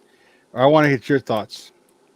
Give me your assessment of David Ross, his first season as a skipper, first season as a manager, and he's been, they touted him as a phenomenal catcher who's aware of game and makes great game time decisions as far as positioning the defense and things of that nature as a catcher. But this is his first time actually as a manager.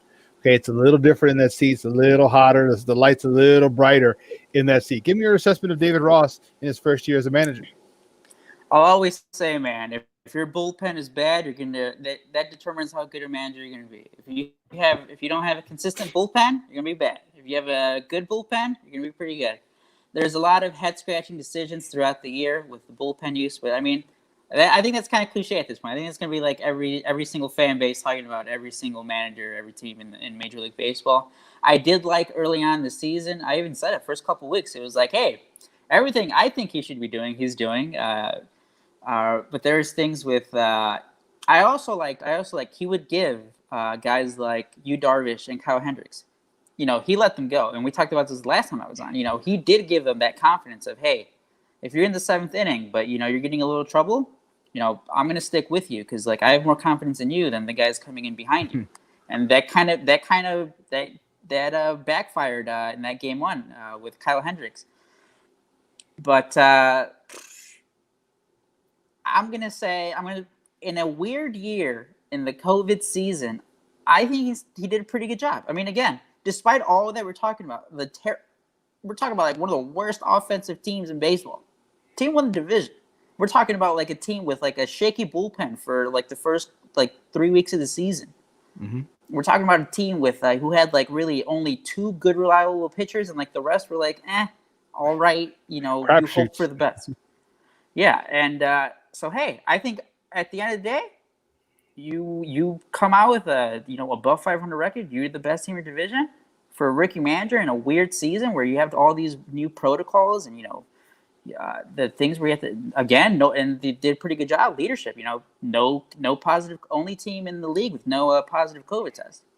I'd give him like a solid B- because there still were some choices where you're like, why are you doing this? The lineup again. He was all about I'm going to trust these guys. I'm going to trust like what the back of the baseball card says. Mm-hmm. But hey, like you can kind of see. I think it was a good learning experience. But again, man, it was weird. It's 60 games, and then I want to judge him next year. So right now, B- to like an incomplete. Let's say an incomplete because I need to see Okay. I need to see a full season. Okay. Yeah. That makes sense. That's good. That's good stuff, guys. He's Aldo Soto for Sports Mockery. He covers the Cubs, also on the Pinwheels and Ivy podcast. Make sure you download that, check it out. So let everyone else know where they can find you online, Papa. Yeah, you follow me on Twitter at Aldo Soto 21. Again, follow the Pinwheels and Ivy Pod on Twitter at Pinwheels and Ivy Pod. Follow along on Sports Mockery at Sports Mockery, and hopefully, it's going to be an interesting offseason. So. Lots to cover for the Cubs. Yep. Well, good luck with that. And again, thank you for your time. Although always great having you on, Papa. Yep. Thanks for having me on. All righty. Guys, that was Aldo Soto from Sports Mockery talking Cubs baseball with your boy right here on Shawn and Maya in the morning. And the Cubs have a lot of work. They got a lot of questions to answer. They have a lot of decisions to make, and it's going to be an interesting one in the offseason. Who stays, who goes, who gets traded, who doesn't stay. It's a lot of feelings are going to be hurt. Not mine. I'll tell you that. No, I'm talking about a team. The guys on the team. Yeah, because I'm with Aldo with going with Chris Bryant at this point. Like I get the boomer bust. Like Javi Baez is boomer bust, and it's just too inconsistent for me. The strikeouts, like he didn't spare me the excuses of just video adjustments. Spare me the excuses of fans not having fans. Go play baseball, dude. You were inconsistent this year. Sometimes he at-bats, he just didn't even want to be here. Yeah. It looked like he didn't want to be here. It really did, Shawn. Yeah. Well, he's got to decide if he wants to be here or not. Now with David Ross as the manager, with moving forward with the Cubs, he's got to first and foremost, I want to see him get back to being Javi that we know and love. All right, that means hitting the ball. That means being phenomenal on the bases and keep his glove, where it's at, Gold Glove caliber. So I don't know what's going to happen with who they're going to sign. You still got Schwarber, Lil Babe Ruth, you got Rizzo. Well, no, Rizzo signed. But up for arbitration is Bryant. All right, are you going to continue to give him a little more in arbitration like you had the last couple of years, just to show good faith to try and get him to sign? Are you going to be able to sign him and say, hey, listen, COVID's really affected all of us. We can't give you the money that we originally had thought due to the lack of ticket sales. So his meeting with it's going to be interesting how it all plays out, and I can't wait to see it. It's going to be really, really exciting to watch. And even though I'm not a Cub fan, I still would like to see how this all plays out. I want to see the change because. Like Aldo said too, it's like we need a different type of batter. They're all the same. All of them. They're all the same. They're all the same. The righties are the same as the lefties. The lefties are the same as righties. They strike out. They either hit a home run or strike out. That's pretty much what we're expecting here. There needs to be a change. There needs to be a dramatic switch in that lineup, and I think it's going to be Javi that's going to end up being gone because I still would like to give Chris Bryant the benefit of the doubt that he's been battling back from like injuries and such. How long do you wait for him and his injuries? Exactly. But he's also won an MVP. Javi hasn't won an MVP. Javi got close and then regressed. Chris Bryant has kind of stayed consistent even with the injuries, though. You know what I'm saying? He's just not hitting the long ball. He's not hitting for power. Yeah, he wasn't consistent. He's hitting right around the Mendoza line this year. Well, he's consistent with Javi. Well, I will say I don't think Javi lost that MVP as so much as Christian Yelich took it, because Christian Yelich went on a tear in the last 2-3 weeks of the season. Javi had situations where he could have hit with runners on and he didn't. I remember that. I don't agree with you, but I'm just saying I think Christian Yelich stepped up and ran away with it as opposed to his talent just took over. Yeah, his talent and production, and when you're fortunate enough to come up in those situations, first of all, you got to come up in those situations. You can't hit a 5-run homer. You can't bring a bases clearing double with no one on base. So he kept coming up, and to the credit of the Milwaukee Brewers, they had guys to get on base in front of Yelich, and he took advantage of it. So I wonder how Javi, if he's going to stay, if he's going to go. I think he should stay. I think he's a face, but I just think Chris Bryant's going to ask for too much. Again, what's his contract this year? Find out see what Chris Bryant's contract is with the Cubs this year. Here we go. Because he's in their arbitration, so this year is 1 year, 18.6. So he's got one more year of arbitration. So the Cubs going to give him 20, 22, 24, something like that. What are you going to give him? Is he going to stay? Is he? I want to say this though, Chris Bryant. You saw a switch. You saw him coming alive towards the end of the year this year, and he started.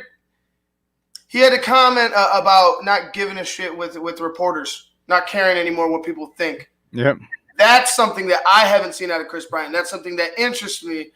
I wanted to see if he could turn it on in the playoffs, and unfortunately, we got bounced quick. But I want to see this Chris Bryant because I think he's changed. I think he's matured as a player, and he's obviously things were affecting him before.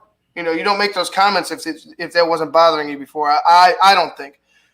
But, I want to see this Chris Bryant. Javi just seems to be the guy. Like Javi, he's the most popular guy. He's aesthetically good looking for the good looking for the ladies. He plays great baseball. He has these flashes of of greatness on the field. He can hit a bomb and change the game. He's exciting. But he's not that consistent. But at the same time, it's like, Chris is done. He won an MVP. He's still a young player, and I just see Javi's inconsistencies are just they outweigh Chris Bryant. Chris Bryant's inconsistencies. I want to see Bryant healthy. For that's the consistency I want to see with Chris Bryant. Stay healthy. Stay healthy. That's going to be my very next issue. How long do you hold on to Chris Bryant, and how long do you wait for Chris Bryant because of his injuries, because of his potential? Remember, no one has hit their on a consistent basis can hit their level that they hit in 2016. And that was a perfect storm of good for the Cubs. Everything worked out, even to the Schwarber being knocked out and being able to come back. You know what I mean? That was a miracle in itself. Everything was a perfect storm of good, and you expected those guys to play at that level for their career, but the game of baseball averages out and allows you to play and makes you who you are. So was that the outlier for all these guys? I don't know. It seemed like it. You need to throw a monkey wrench in there, Shawn. You need to break it up because and I believe that in a couple years the Cubs will be right. Even next year, who knows if they do all the right things. They need to go ahead and find a couple bats that aren't like everybody else. You know what I mean? Like find one of these things that's not like the other, and they haven't done it. They just haven't adjusted. They never adjusted after 16. Like Aldo said, everybody else is doing, from big things to little things to better their team, and the Cubs just seemed like they were like, "Yep, we got this core, and they're going to do it. They're going to take care of it." Not, that's not including the mistakes in free agency, Brandon Morrow, like other mistakes that they've made that have brought them to this point. They're kind of handcuffed. They're handcuffed. They really are. They haven't had a guy, and that's the biggest hole that they neglected to fill was the leadoff spot. And once Dexter was gone, I think it went downhill fast, and they neglected to get one of those guys. And they tried Ian Happ. They tried the best leadoff man in history, and Anthony Rizzo. They tried a whole bunch of different people. And none of them could give you the production that Dexter Fowler gave you. And I think that's a big a big reason for a lot of their offensive failures is you don't have a table setter. You don't have a guy who can get on consistently in front of those big boppers. But then you also need the big boppers to come through in the clutch. So you need guys on for them to drive in, but then you also need them to drive them in. So I like Ian Happ though at the leadoff. I really do, because Ian Happ has changed. Like, he's become a better player. You see it. Like, he was one of the better players in baseball through 60 games. I like Ian Happ at the leadoff spot. Now I hope that stays true through next year. But I think it's the middle. You see a uptick in a shortened year with Jason Hayward. You have a Schwarber who they're all good. The thing is that it's like I said, they're all the same. It just seems that they take the same approaches. That things aren't there when they all have the same mind. And the pitcher knows that, and they just continue to attack him as such. Like I'm sitting here at home, and I'm like, I know exactly how they're going to pitch to Javi. I know exactly how they're going to pitch to Rizzo. I know exactly how they're going to pitch to Chris Bryant. That's not a good thing. When they had Castellanos last year, that threw everybody off. He was running it, guys were getting on, and he was hitting the ball because they had you know what I'm saying, because it wasn't the same type of hitter. He was hitting doubles to the gaps, and I just feel like you need to find somebody who can gel well with the team, but is a different player mentality that has a different mentality than the rest of the group. Because I think they have this group mentality that's kind of screwing them. Well, listen, we got to take a quick break. It's the last break of the day. And the other side of the break, we're going to switch gears and talk a little NBA action. Finals. Jimmy G Buckets comes through big time yesterday. And he has some words for LeBron. So don't go anywhere, folks. NBA Finals talk coming up next right here on Shawn and Maya in the morning on SportsZone Chicago.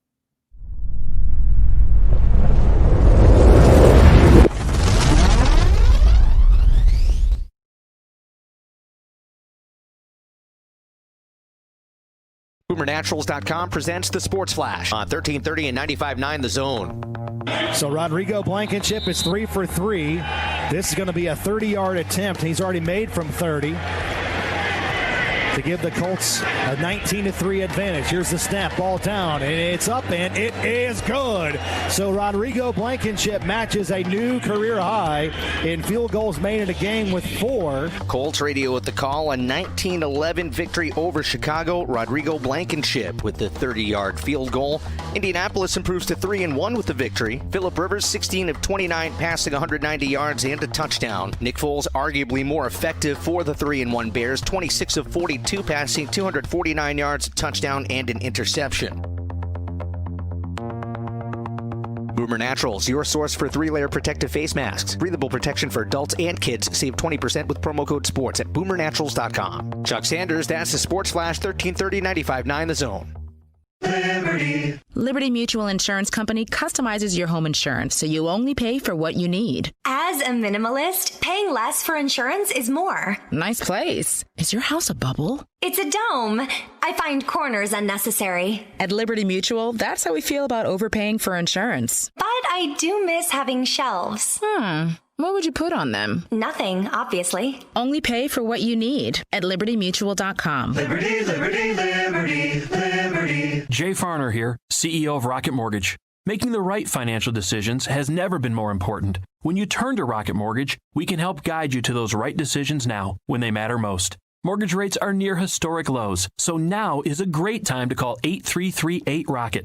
And if you need some extra money, a cash-out refinance could give you that financial boost you're looking for. Call today at 8338-ROCKET or go to rocketmortgage.com to learn more. Call for cost information and conditions. Equal housing lender. Licensed in all 50 states. NMLS number 3030.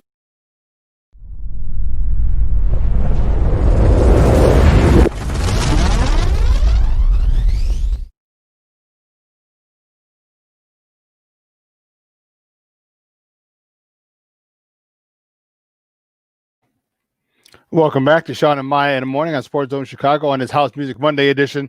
And too bad it's not a Bears victory Monday. Man, we've been talking about this all day, and it's just really, really frustrating. Our Bears. So I'm not going to talk about them anymore because they really, really irks me. after that performance yesterday. But we are going to talk about another Chicago athlete, or former Chicago athlete, who is doing his thing in the NBA Finals. Jimmy G Buckets, and the G stands for Gets. All right, he narrowed the lead in the NBA Finals to a 2-1 lead to the in favor of the Los Angeles Lakers. He led the Miami Heat yesterday with 40 points, 11 rebounds, 13 assists. Let me tell you, Jimmy Butler saved his best game for the time that his team needed it most. And I'll tell you what, with the way Jimmy Butler played yesterday, he was a man possessed. He was ready for the moment. He was without Bam Adebayo and Goran Dragic as well. So you talk about a guy, and I think it's one of two things. One, I think Jimmy just willed his team, but also I think that the Lakers may have underestimated the Miami Heat because of the fact that they didn't have those two guys. And if you take those two guys away, that's a lot of potency offensive on the offensive and the defensive end of the court. And I think the Lakers kind of took them for granted because those guys were out. I'll tell you what, the Lakers aren't going to take. They're not going to take it for granted tomorrow at 8:00. That they're definitely not going to do that. I wouldn't. You give that if they, and you know what, and I'm sure the Lakers won't, but I'm sure the Heat know that the pressure right now. I honestly, this game, the pressure's on the Lakers, because if you get them tied, if the Heat tie it up 2-2, they're going to believe, and I know they believe right now. Like Jimmy willed that team last night, and it was great. I have no problem with Jimmy Butler. I never had a problem with Jimmy Butler. I was pissed when he left, and I'm happy for him. He deserved that game, but you need to come back with it. You need to understand that you need to come back with it. He understands how to play LeBron. He understands what it means to play LeBron, especially in the playoffs. It was good to see Jimmy have a big night and like I said, keep this team alive. But going into this next game, you need to be firing on all cylinders again, and you need to make sure you make adjustments on the fly. Like just as I'm sure the Lakers are making adjustments right now, you need to be able to figure them out early, so you don't run into problems like you did in like the first two games. This was only the third 40-point triple-double in finals history, and the only other two people to do it, Jerry West and LeBron James. Oh. So you talk about pretty good company. I thought Kareem would have been on there. I don't think Kareem would have had the assists because when they got to him, it was skyhook, and you couldn't stop that joker for nothing. But let's not get it twisted. He didn't do it all himself. As monster of a game as he played, Tyler Hero and Kelly Olynyk, they each averaged 17 points for Miami, who really helped out. They got 13 from Duncan Robinson, and they got a dozen from Jay Crowder. And then you had Kyle Kuzma and Markieff Morris each scored 19 points off the bench. So you talk about a contribution from a team. That's a team win yesterday. That's a team win. Now, if they can continue to do this, and you said, Ivan, if they can somehow pull off Game 4 and make it a best of 3, then all the pressure in the world is on the shoulders of the Los Angeles Lakers. Because this is a team that many people have anointed already. They gave them the title already because of the injury, the COVID, and different things that happens to different players, and the bubble, the whole nine. And they were anointed the NBA World Champions by many people before the season started. So Shawn, a loss tomorrow, tying that series, puts an unbelievable amount of pressure on the Lakers. Dude, you gotta give credit to Eric Spoelstra. Like, I have to give credit to the video guy. The video guy. That's what he was. That's what he started as, the video guy who became head coach. He's got this team playing like as much as Jimmy is a huge part. Like Eric Spoelstra, you have to give credit to him. He brought this team to a finals. Like he's coached this team to a finals, and the Heat. Like I said, the Heat are a great. Like they're a. I know the Lakers are. I know the Lakers have LeBron and AD, but the Heat, they seem to trust each other. Like everybody, On the Heat, I honestly think you don't know who's going to go hot. Tyler Herro's going off. Jimmy just had a 40-point triple-double. You have to pretty much contain everybody. On the Lakers, I think if you lock down one, look what happened to AD. When AD doesn't perform, it doesn't look good. When AD doesn't perform, it doesn't look good. AD is the reason the Lakers are in the finals. I don't care if whatever stats LeBron has, that's great. But if AD's not on that team or AD underperforms, they don't make it to the finals. Well, they're there now, and AD's got to perform. He does. He's got to perform. He's got to come up. He's got to put this team on his shoulders. And the good part about it is you have a guy who is a former Finals MVP. He went to 9 straight finals. So you have a guy in there who can help you out. But the thing that LeBron likes to do, which to my dismay sometimes, he likes to let the young guys earn their stripe. He likes to let them cut their teeth. Remember when he was with Kyrie, and that whole season, he would have Kyrie for the majority of the last shots that were available.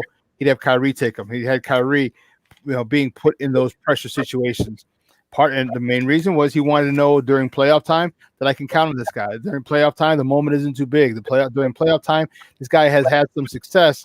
And he's not afraid to take the key shot if I get double, triple, quadruple, or 6 people cover me on one particular, trip down the court. And I get why LeBron does that. It's built superstars. But at some point, if he was just more selfish, I think totally he would truly be unstoppable. I'm not saying, and maybe I'm just correcting myself because I feel like I said it wrong. I'm not saying that AD's not performing. I'm just saying I hope he doesn't fade. I hope he doesn't. Remember, this is his first time in the play, in a championship situation. This is his first time in the finals. As good as the Lakers are, you got the best player in the world. That doesn't mean that other team isn't gelling and can't go on a run and catch you. You could be touched in the NBA Finals if you go ahead and you coast. Like this team's your opponent's in the finals for a reason. Last game it wasn't pretty, and I'm expecting. I fully expect them to be ready for Game 4. I do too. I just hope, like I said, I just hope he doesn't fade. I hope he does. He's a good player. I don't hate Anthony Davis. Okay. He's a great player. I just hope he doesn't. This is good because it's his first time and he's young. I hope he doesn't fade because, like you said, LeBron was trusting Kyrie to make shots. Kyrie was hitting those shots when they came back from 3-1. He needs to trust that AD's going to do that when the game's close because they blew out the Heat. Like they pretty much manhandled the Heat, in those first 2 games. What happens when the pressure's on and we need you down the stretch?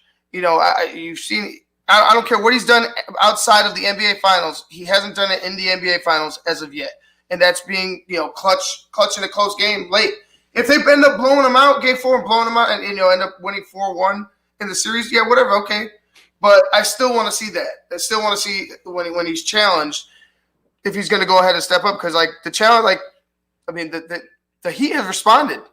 That was a response game. That was hey, we're not going to die type of game. And, you saw what happened. The big thing about this is the no fan situation. If you're playing on the road, the Lakers have the home court, but the home court advantage is non-existent due to fans. I think that's going to be a huge factor in it. I wish Jimmy Bucket well. I would love to see him upset the Lakers. I would love to see Jimmy establish himself as a true superstar. I don't know if he's at that level yet, but if he has another game or 2 like this in the finals, yeah, then he'll be a bona fide superstar. You got to prove it now because the whole expectation is that you're staying, and you're gonna be the next great Laker. You're gonna be the next great Laker great. Have your jersey retired, whatever that whatever. But I want to see it. Like I said, we've seen LeBron fade in the playoffs before. Yeah, we have. In the finals before. We've seen him get real quiet as a church mouse against those Dallas Mavericks. And if he doesn't have that help, if that help doesn't come, you're going to see another loss. And I'm just saying that I'm not saying it's going to happen. I'm saying it has happened before and it can happen. Well, we're going to find out again. Good luck to Jimmy G buckets. Jimmy Butler. I've loved him since we drafted him out of Marquette. Really worked hard improving his game each and every year. And to me, to see him finally get to a NBA Finals when the Bulls cast you off because they felt that you weren't a piece they can rebuild a franchise around. Well, I guess you kind of got the last laugh on that one. So it's gonna be interesting tomorrow. It's gonna be very, very interesting tomorrow. See how this comes out. And the lack of fans has got to hurt the home team. For the first couple games, it was the Lakers. The fans, it's got to affect them. The lack of fans are hurting the home team in all sports. Yeah. Yeah. Guys aren't afraid. Guys, you go in there and you get. The Seahawks are 4-0, but let's use them for an example. That place is loud. I've been to preseason preseason games where you could barely hear yourself. Preseason games. I can imagine, you end up in a tight one up there in Seattle, and you don't have that 12th man to back you up. That's huge, huge. It makes a world of difference. It definitely does. When you're on the defensive side of the ball, and that place gets loud and ruckus, and makes it difficult to hear the calls and the audibles and things like that. It's great. So, yeah. Again, good luck to Jimmy. I can't wait tomorrow. I haven't watched much of it. Mm-hmm. We have Armando saying, why are the finals rating so low? Basketball. You started playing basketball again after basketball season. You know what I mean? Like you played in July and August and September and now October. This is not basketball season. I think a lot of people were just kind of put off by that. But then baseball season was so good. It was because it was such a sprint. People were anxious to see that and watch that. Now it's football season. Man, it's tough to get anything in edgewise for those guys. So they'll be fine. They'll be fine. They got their contracts and their sponsors. They'll be fine. But I just think there's a lot going on right now, and baseball's not at the top of the priority list. I mean, the basketball, not baseball. The finals is just not high on a lot of people's priority. Yeah, I know. Well, listen, guys, we had a great show. 3 hours has come and gone. Holy sheesh! It was. I want to thank Jason. Actually, I want to thank Joseph Phillips for coming on. I know he does every morning 9 to 10. Then we had Greg Braggs. I want to thank him for calling in. Great. I love it. He's passionate like you, Ivan. He gets real fired up just like you. So he's on obviously the host of Braggs in the Stands, that podcast. Thank you for calling in. Then we had Kenneth Davis from 10 to 11. I want to thank him as well. Then we had Aldo Soto from Sports Mockery and the Pinwheels Ivy podcast. For calling in, talking to the Cubs. Man, things went really, really, really quickly today. So make sure you tune in tonight, okay? Tonight at 6 p.m. Man, one of the hottest shows on SportsZone Chicago. It's called What's Up, Cuz, with Jason Palmer and his cousin Lance C. Irvin. And, man, they come up with bangers every God-blessed week for guests. Oh yeah, don't overkill yourself out at CrossFits. Hey, I need a release sometimes. I need a release. But today 6 o'clock, they got Shawn Marion, The Matrix. And they have George Lynch. So you're gonna want to tune in at 6 o'clock, SportsZone Chicago, for What's Up, Cuz, as Lance C. Irvin and his cousin Jason Palmer, who comes on usually from 11 to 12. Today's his birthday, so I want to say a big happy birthday to Jason Palmer. That's why he didn't come on today. He was doing some birthday stuff, so he was out about, another year around the sun. Good stuff for good stuff for anybody once you get to see another year around the sun. So, but his show tonight, again, Shawn Marion, The Matrix, and George Lynch. That's going to be one hell of a show. Make sure you tune in because that's going to be really, really, really fun to watch. So for my lovely co-host in absentia, Maya Kai. Oh, and I also want, I also want to thank my technical director, Elliot Baez. I want to thank our social media guru himself, Clarence Council III, for keeping you guys updated with all the stories and articles that come out throughout the day. I definitely want to thank my guy right. You see him right here. He is the man behind the curtain. He is my Puerto Rican Swiss Army knife. Ivan Vargas. So all you guys made it a phenomenal show. Let's keep it up. So for my co-host in absentia, Maya Kai, and my producer, the man behind the mask, Ivan Vargas. A quick turnaround on Thursday. Bears play the Bucks, and for the Barely pregame show, we're gonna have Shawn as a guest. I will do that. Yeah, Michael. Host Thursday. Michael was unable to make it due to a prior work commitment. So he reached out to me and asked if I could pinch hit for him. I said, wait a minute, you want me to sit and talk football? I was like, with me. I was like, yeah, well, all right, I guess. I'll take one for the team. But no, all kidding aside, yeah, I was excited. I'm happy to pick and slop. So we'll be able to do some we'll have some good conversation on Thursday. So I'll see you Monday, Wednesday, Thursday, and Friday. So we'll be at it. So good stuff. So again, for Ivan Vargas, I'll see you guys on Wednesday. I'm your boy, the Superback Shawn Sierra. We're going to take a 45-hour break, and on the other side of that break, we'll be back. Same bat time, same bat channel, 9 a.m. to noon Central Standard Time, right here on SportsZone Chicago. Okay. Before we go, we got a couple things. Make sure you watch What's Up Cuz tonight. Make sure you come back. Make sure you set your alarms. Go set your alarm on your phone. Okay, or put in your calendar, set an alarm. Make sure you check out the What's Up Cuz show tonight. Download the app, SportsZone Chicago, so you can listen to and watch the What's Up Cuz show tonight. Please do us a huge favor. Like us our YouTube page. We're trying to build that page up as well. And lastly, we out. We'll see you in 45 hours.